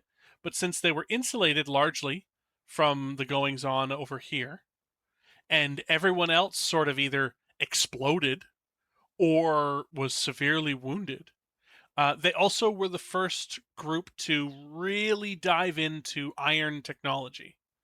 So, If you're showing a map, we can't see it. oh my God, I'm an idiot. Just in case. Oh no, okay. Awesome. I've got so much drawing on a map that no one could see. What a great Sorry, I just kind of figured I was like, oh, maybe he's referencing the map at this Oh point. man, I'll just give him a heads up. this makes no sense now. You gotta start. You gotta start over. There we go. Okay. Assyrians You were enthusiastically gesturing to the nothingness, and we were to all the like nothing. rivet. We're like, But maybe we're there's probably following a map. along. We know. Nice We pictures. know. Okay, I was gonna ask a dumb question related to the iron thing. no So worries. ostensibly, looking at the map, that is effectively mostly arid / desert. How does one get bog iron there? Like more north makes more sense. Like get bogs, but like I So couldn't imagine like they would find iron like lying around. yeah, they don't get bog iron. They actually start developing technology to what the hell is the term for it? When you Smelt. smelt it out of rock. So bog iron, when I was talking about bog iron technology earlier, that was in sub-Saharan Africa that they had developed technology to make usage of bog iron there. In this Okay. region, they actually smelt it out of rock, out of ore. And the very earliest iron weapons and iron kind of tools are dog shit. They're nowhere near as good as their bronze equivalents. The thing is that you can make new ones, and they start and bronze is an alloy of copper and tin, and you need both in order to. You can also make it with copper and arsenic, but like copper and tin is generally speaking what you need to make bronze. And the late Bronze Age collapse disrupted trade networks so that tin was much harder to get. It's not that they couldn't get any of it. Trade didn't disappear, but it was much harder to get. And so and native copper is too soft. And so, you have reuse of bronze and you have limited production of new bronze with the limited amounts of tin that you can get. Or you can do what the Assyrians did and say, fuck it, we're going to go all in on iron. And the iron that they make for a while blows. But they're a regional kingdom. They're not doing a whole lot. Nobody really cares. As long as they're able to defend their own borders, it's fine. And eventually they get good enough at their iron smelting and their iron production that their weapons eventually surpass bronze. And then they can start going on conquest sprees because now they have superior technology and they have effectively an infinite supply, whereas they're not waiting on tin from long range trade. And so they expand. The Hittites they've already died. They expand westward and take out the Phoenicians. Well, they don't take them out. That's the other thing too, is that they conquer the region, but they establish them as tributaries. They don't raise the cities to the ground or anything. And then they take out the northern kingdom, and then eventually take out the southern kingdom, and that's when they burn down the Temple of Solomon. But again, that was technically they expand this way too. Technically, that was the Neo-Babylonian kingdom, but like I said, that they were effectively the same. It's just a dynasty change and where the ruling dynasty lived. It looks like Spud has been able to put in some early iron weapons in there. Assyrian ones. With, Yeah. They apparently also added copper sort of to the iron. But it didn't bond the same way that bronze did, and it apparently broke, but it helped them flow the crappy iron, I guess. And they would hope that it would boil off, I guess, the copper somehow. Yeah, I mean, it's a process. Yeah, it was, but apparently, yeah, it's they made said so. Yeah, it's not high quality initially, but Yep. Any other questions, comments, thoughts? I had a question. So when you're looking at the Philistine territory, is that in the North Kingdom or the South Kingdom? The Philistines are actually south of. They have the South. coastal areas here, so they are west of And the South Kingdom and south of the North Kingdom. and were you saying that that the descendants from there are Mycenaean Greeks? Is that the thought? The Philistines are Greeks. They are from the Aegean. Yeah. Now, not entirely. There's Canaanites that still are in here too. And what we see, Philistine culture is really a merging of kind of some Mycenaean practices and Mycenaean culture and local Canaanite practices and culture. But for the most part, they are they're Greek foundations. If you can And imagine that. and does that happen like the founding of that area? Is that happen during the Bronze Age collapse or a long time before or after? So the Bronze Age collapse happens, and then these foundations are in the ashes, effectively, of that, because they were the invading party that were kind of contributing to the collapse, and then they do their new foundations. Okay, so the idea is that uh, Mycenaean Greeks had left because they were invaded, and then they became a nomadic tribe, and then they settled there. So Is that what you're saying, or am I am Yeah, I wrong about that? that is what I'm saying, but it's not like every um, it's not like every Mycenaean Greek up and left.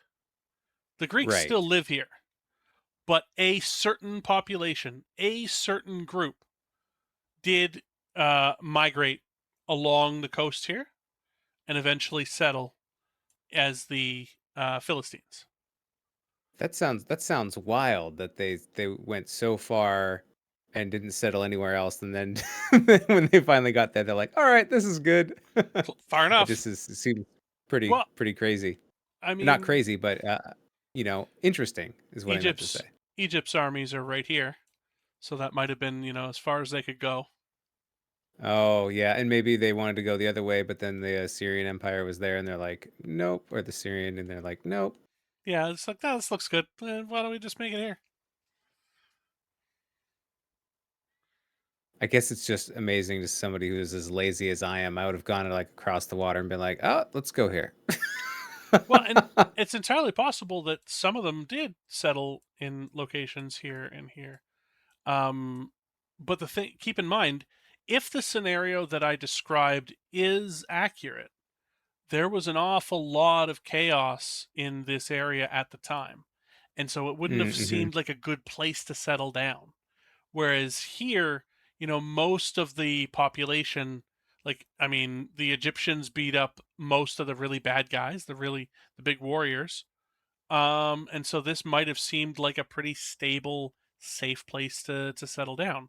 All of the city states here had been destroyed or abandoned, so it's not like your neighbors are gonna rise up and try to take you out. That would take a few centuries, and then the Israelites and the Philistines start going at it each other. So it might just be a case of keep going until you find a place that's good, because it sounds like there's a lot of bad places along the way. Especially during a migration period, during a period of upheaval. There's an awful lot of bad places. Is there any particular reason why people didn't go more north at all? It's a good question. So this is a fairly large mountain range. So they may have gone north here along the coast. Um, but I will say the weather's better down here. So, and civilization is down here. So there weren't many cities, there's no states and stuff up here, and they may have been seeking shelter. Like, when we saw the refugee crisis out of Syria in 2015, 2016, people started here. Let's do it. People started here, and they made their way into Turkey, and then Turkey said, you can't stay here," and there we go. Oh, that's stupid. Started here, made their way into Turkey, and Turkey said you can't stay here. And so, I mean, they could have just went and stayed in Greece, but the vast, vast majority actually continued all the way into Germany. Why would they do that? Well, Germany had better social services. Germany had better opportunity.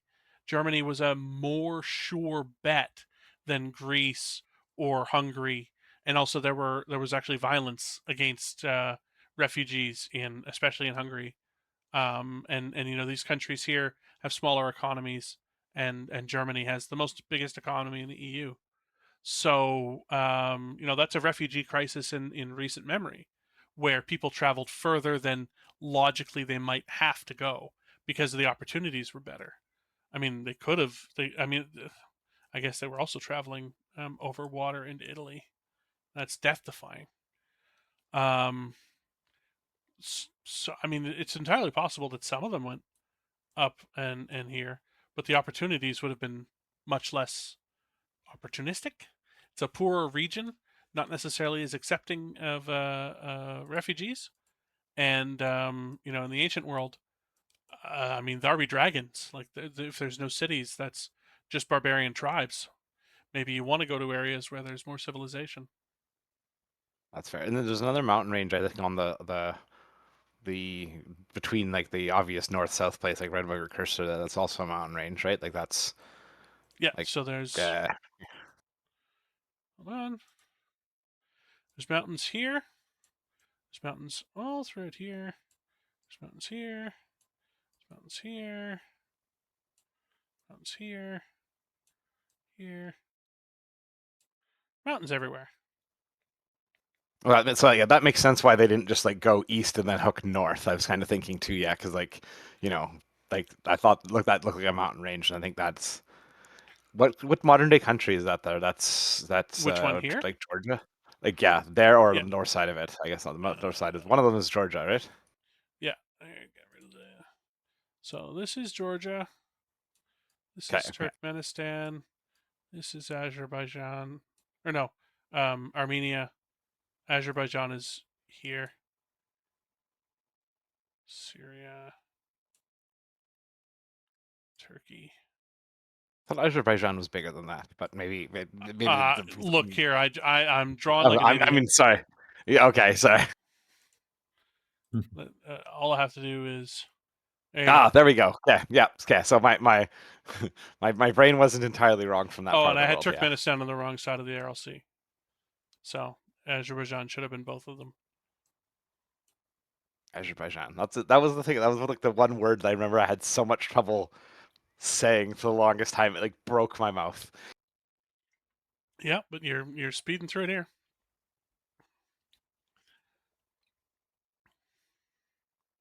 Okay, so yeah, that makes more sense then too, because they said yeah, like normally people like to be like by water is like a normal human thing, right? So like you know, sea equals food, fish equals food equals whatever. Also, the climate too.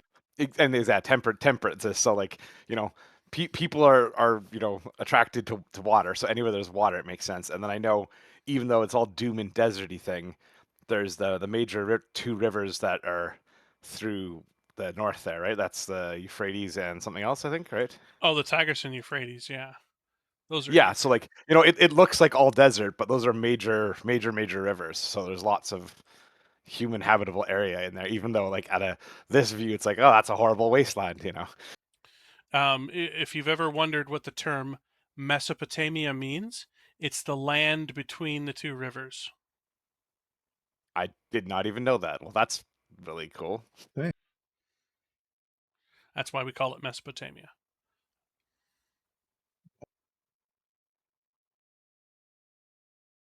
Technically, I guess land between rivers, but yeah. So then that makes more sense then. I always forgot about that until I was looking closer at the map. I'm like, oh right, because like if you look towards like the north of Africa, that is all horrible desert, and like Egypt has that natural sort of green bloom following the Nile, which is like obvious pants, right? Like that's like good peopling area. Oh. Yep.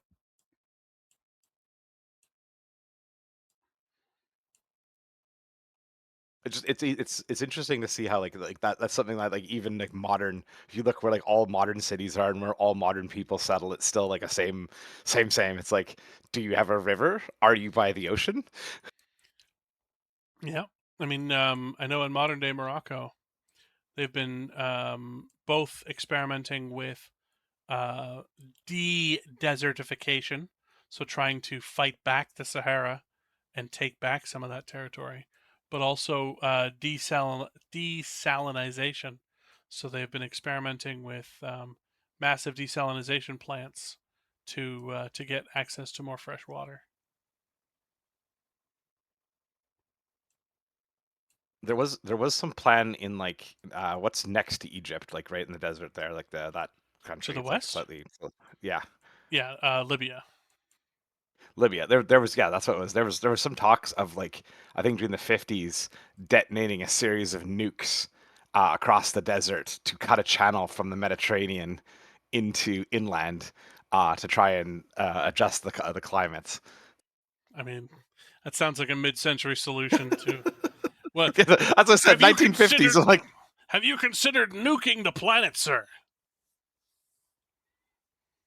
yeah, just like It's not working. Quick, blow it up. well, we got all this stupid sand. Let's get it out of here. Yeah.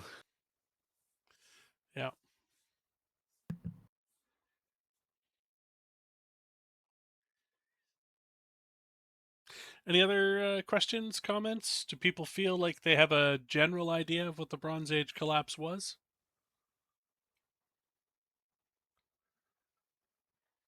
Yeah, it sounds like Not it's 100%, but at the same time, I don't think you guys do either.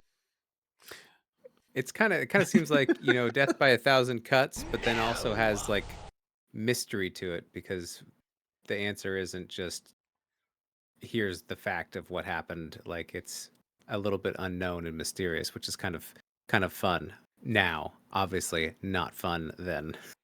Yeah,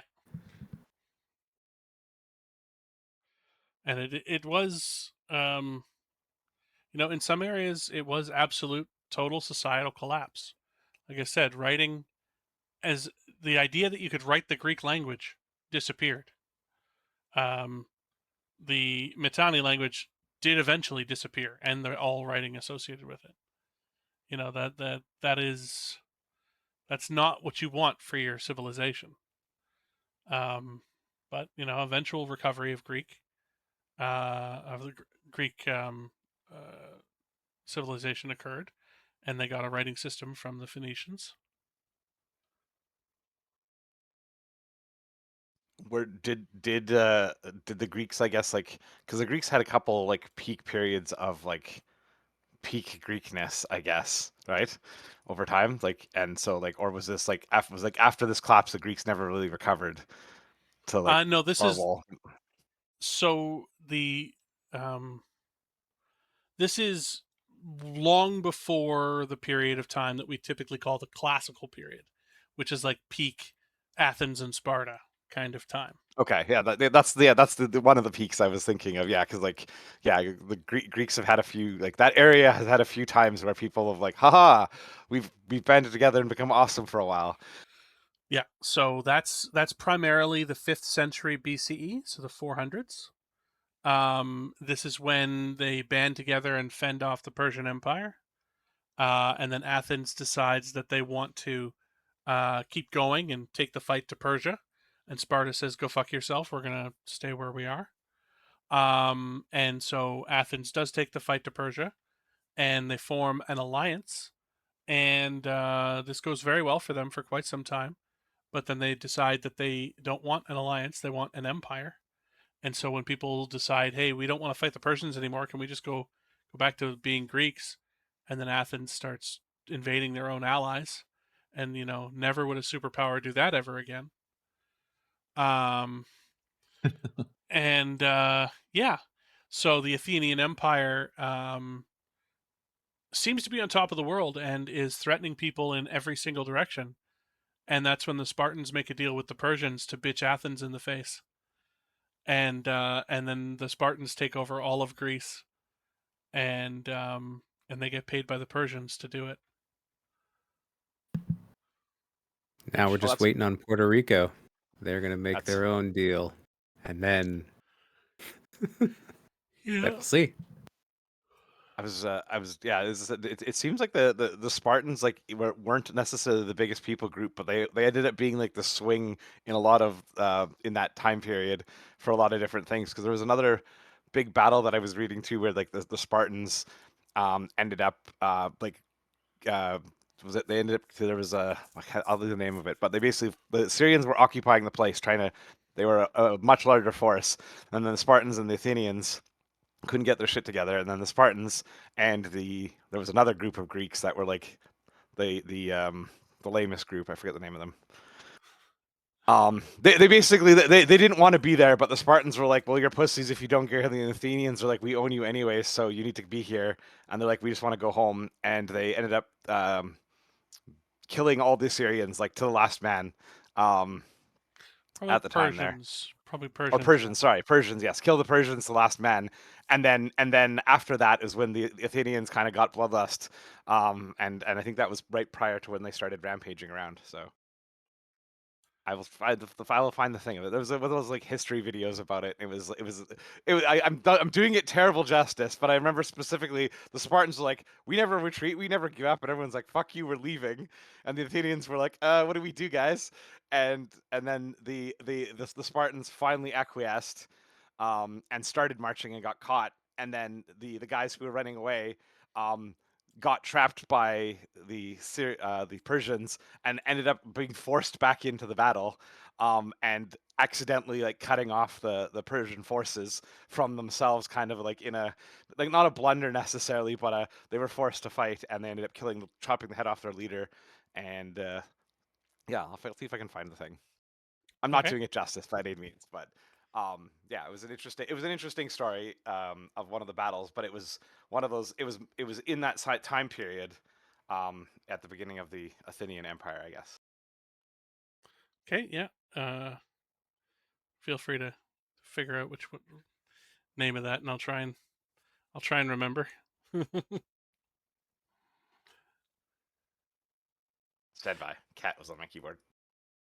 Any other questions, comments? Band-Aid, you mentioned that you don't fully understand, and you don't think I do either, or we do kind of generally, which is a Yeah. fair comment.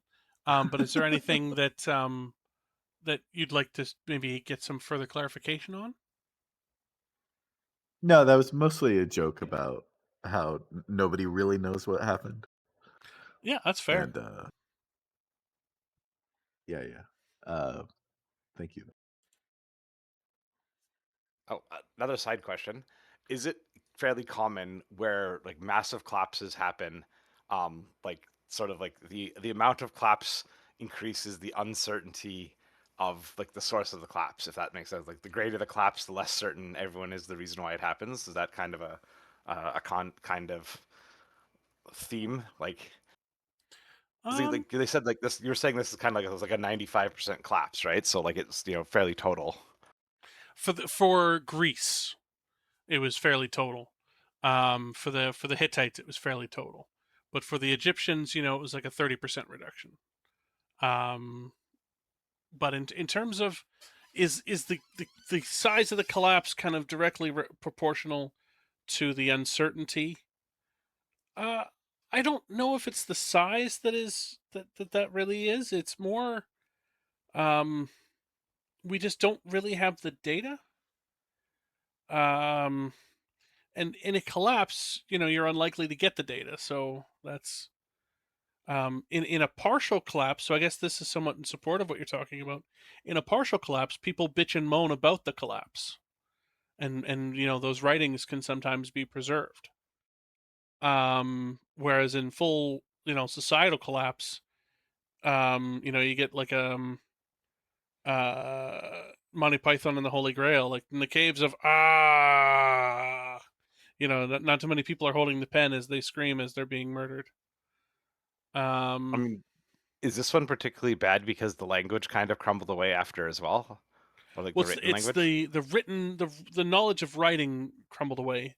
So yes, the fact that no one was there to write about what had happened, um, is a problem for us in terms of understanding.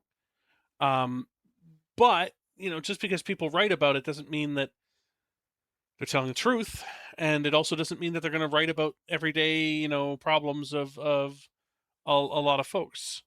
Um, it Yeah, we're really limited. Obviously, the more sources we have, the better we're informed. But yeah, I don't know what to say about that actually. Um, Certainly, no, I'm not certain about anything in this. Yeah, certainly the scale. Well, I say I'm not certain, and then I say certainly again. The scale very likely has a contributing factor, but I don't know if it's a direct correlation that the more complete the collapse, the harder it is to study. I imagine certain scenarios where it would be fairly obvious, like a catastrophic volcanic eruption that completely smotes a city off the face of the planet. We know exactly how Pompeii was destroyed.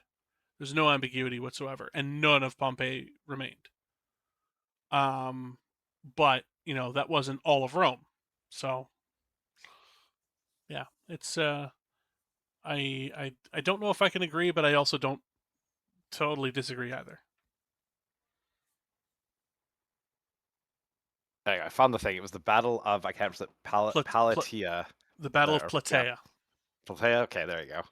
and that was Yeah. in the Second Greco War, I guess, or yeah, Greco-Persian War. yes, there we go, or the second half of it, I guess. I don't know. This is where I am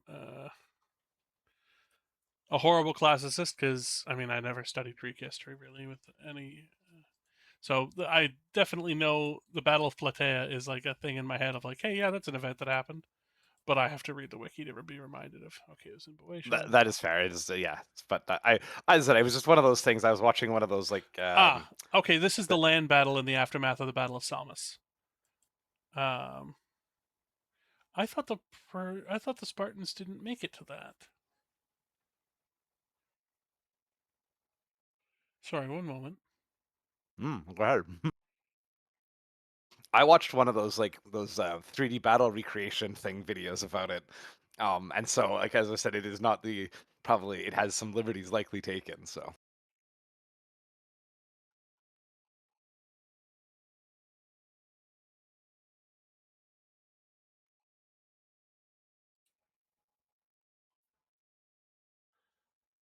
Okay, I must be confusing it with a different battle. But I thought the Spartans didn't make it to the final battle after.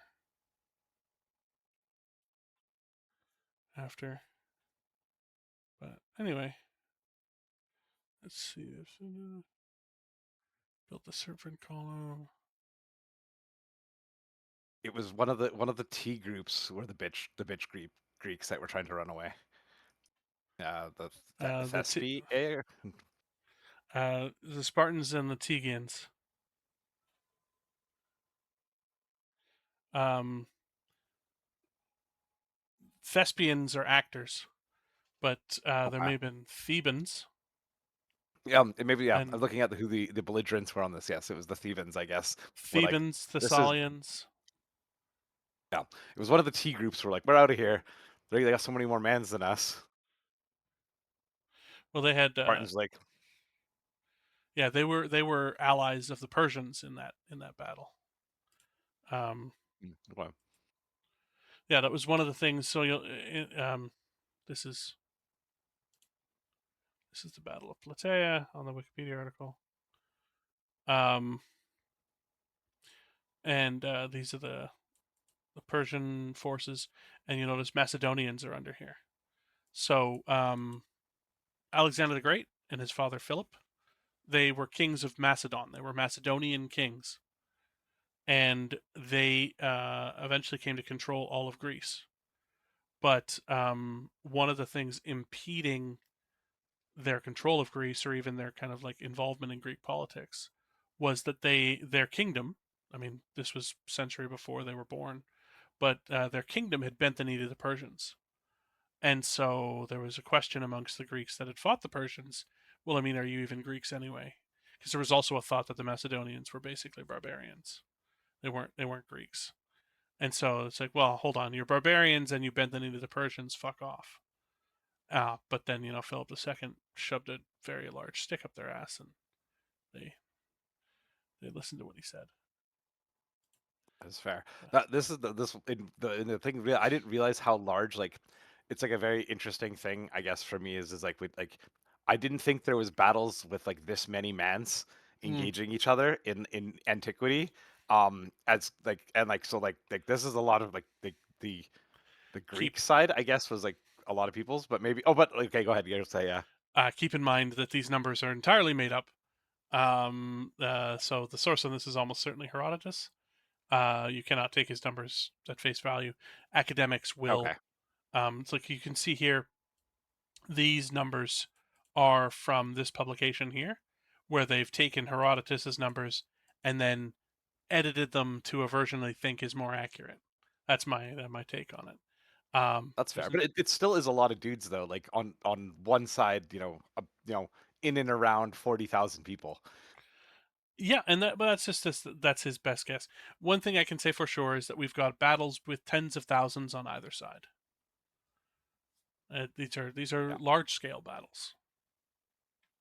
Yeah, and as I said, just when you think like antiquity, at least in like North American or other sides of like it, other than Napoleonic Wars, you don't think of 100,000 person battle kind of thing, or even 50,000 people. Like that's a 19th or 20th century, or maybe I guess 18th century thing kind of in my mind, right? Like once you get up to that scale, because that's like a sea of people kind of size.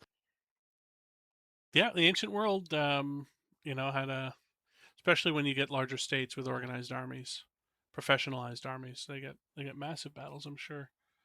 What's the I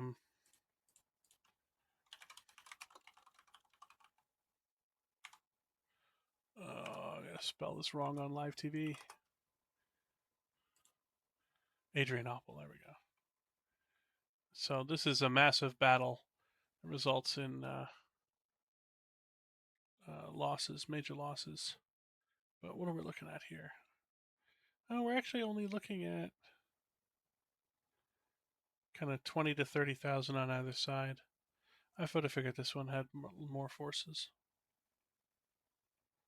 Like, I mean, that's still large, as I said, but like, 'cause, like that's what I was thinking. Like, even like during like the in like the the UK battles, some of the big ones there, they were up to like 25,000 ish, I think, right? Some of the big medieval battles. I don't know anything about medieval battles. Sorry, I'm stretching myself here because I almost never pay attention to battles in the first place. I'm not a good military historian. I like art. I focus on art. Yeah, I always had that problem with my family. They were always really into battles and wars and that kind of stuff. And I find out that that is far from anything I'm interested in. I'm interested in everyday life. And yeah, Yeah, explains why I didn't fit in. I mean, don't get me wrong. It's a perfectly legitimate area of study. It's just that it was not my forte. Same. It's historically relevant by all means, but everyday life is far more fascinating. How people lived is, yes. The ones I think that I actually have like the weirdly most interest in were like the Age of Sail battles, where like it was like so like the effects of like a naval battle had so much effect in like the greater region, like the ships fought and like it was a horrifying battle, but it like disrupted trade and like had a huge like regional destabilizing effect. Like they took over areas effectively by blockading them and like sort of like just being there with their boats, and it was like a very interesting thing. Like, so a big naval battle happens off the coast, like in Egypt a couple times, and it's just like, well, now I guess the English get Egypt because the French, all their ships are sank now. Like, Yeah, so it's a weird kind of warfare because like I think in like a weird way, like it was like obviously horrible for the sailors and the conscriptees and all that stuff, but like the direct deaths and stuff of like civilians caught in and amongst the battle weren't as direct, I guess, because the fighting was happening like on a boat over there. But I guess worse things I guess would happen because like trade would stop and then starvation and other doom I guess would set in. But I mean, war is never good. It doesn't. Nobody ever said, "Man, do I ever love all the peace and prosperity that comes with war." very valid. So, just so we can tie things up here, anything further on the Bronze Age collapse, any of the Bronze Age kingdoms, cultures we talked about, ideas that were brought up, and anything at all? Are people good with the presentation? I think it was It was pretty awesome. interesting. Yeah, agreed. So much of it was things that I didn't know that it was just really interesting. Oh, I have another dumb question actually. Just looking at your pictures.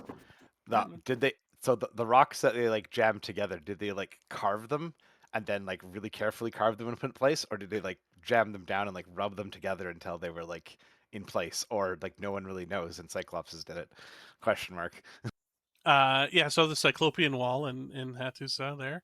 I'm not sure if you were here quite when I was explaining ashlar masonry, but A little bit, yeah. The beginning, that's what I said. They fit super well together without goo in between them, right? So yeah, yeah. And it's actually a combination of the process that you're describing.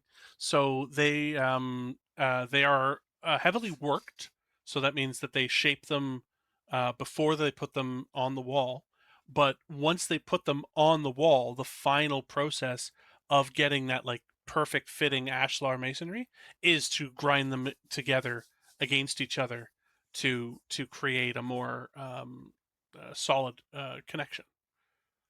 okay, because I was like wondering mechanically, like how would they do? Because like it's yeah, especially like with the tools that they would have had, right? Like it's not you can that's why masonry walls exist because it makes it easy. Like you put the brick down, you put the slop in the between, and you stack the next level on top of it, and you kind of make sure it's square, and you're good.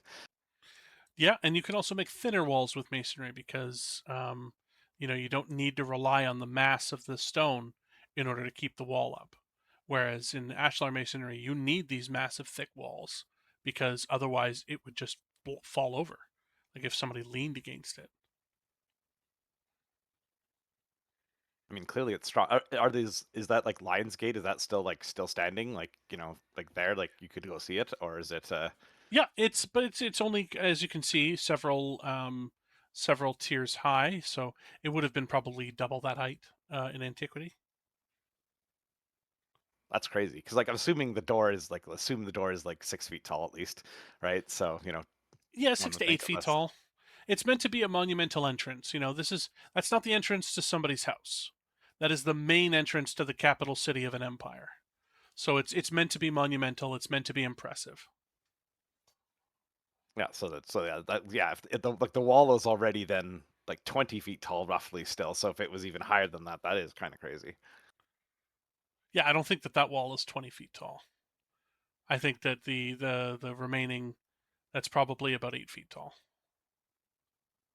but Like maybe not. if the I'm if well guessing. if the doorway is 8 feet tall, and like it's double as tall roughly, would be at least 16 feet. Yes, but that's not what's preserved. Sorry, I thought you were saying that it's preserved as 20 feet tall. Oh yeah, Um, no. Gotcha. I misunderstood. Makes sense to me now, why it's called the Bronze Age collapse and not the invasion of the Bronze Age, or etc. Because they don't know why it collapsed, so they're just like, yeah, they went away. Yeah, some bad things happened, and some civilizations decided that they were gonna punch their clock. But exactly how, I was really hoping. So there was a book written about 10 years ago by a guy named fairly famous academic named Eric Klein, called 1187. I think is the year he picks, the year that civilization collapsed. And I was really hoping that he would have like, oh, this is Eric Klein's definitive answer. And so I leafed through the book while preparing for this, and he was just as wishy washy as I was, which is very unfortunate. Um, because we don't really know. We like, and that's the thing. It's like because we don't really know, then there's room for people to be like, oh, okay, so it was aliens. It's like, no, okay, we know that it wasn't that. We know enough to say, to rule out quite a few things, but in general, to say exactly why these societies collapsed and some of them didn't, and so on and so forth, it's really a best guess scenario than anything else.